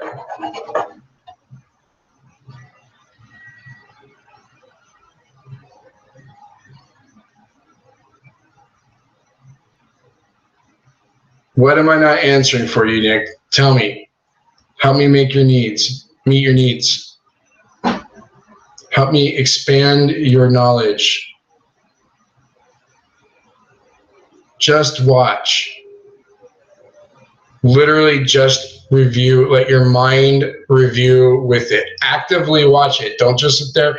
Don't multitask like this crap that Daniel keeps talking about. Watch the video. Dedicate it. Turn everything off. Watch the video. No, Daniel, I think you're going to go back in the circle of shame because you've forgotten your psychology.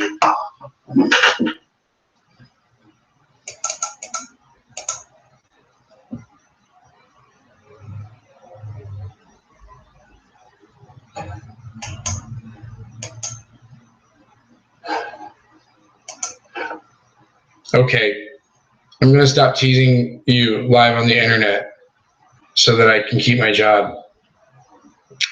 So Daniel, no circle of shame. Roasted. So multitasking is not possible. Nikolai, Nick.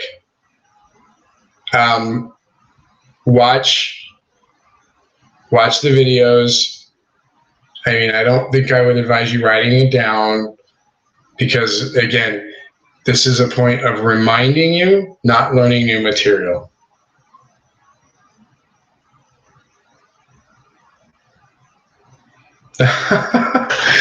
Daniel wasn't paying attention in class, probably because he was multitasking. Willie was multitasking when I showed you that I was covering the drywall repair on my wall that I have yet to paint. That I was tired of showing the whole world that I have yet to paint my wall. You really got to know why. It's because I'm out of this color of paint and I got to take paint and I got to go down and get more, and I just haven't had a chance to do it. Okay. I'm not a loser that doesn't take care of my house. Okay. Was multitasking on the AP Psych test too. Duh. Okay. I love you all. Thanks for staying here tonight. Have a great night. I'll see you all tomorrow. Don't stress. You got this. You own this. Believe in yourselves. I think I saw that somewhere. So believe in yourself and believe in rainbows and unicorns. And I hope you all have a great night. It's my pleasure. No need to thank me. Although Nick's going to make me throw my computer across the room. So on that being said, I'm going to let you go. And we're going to have a good night, and I'll see you in the morning. Good night.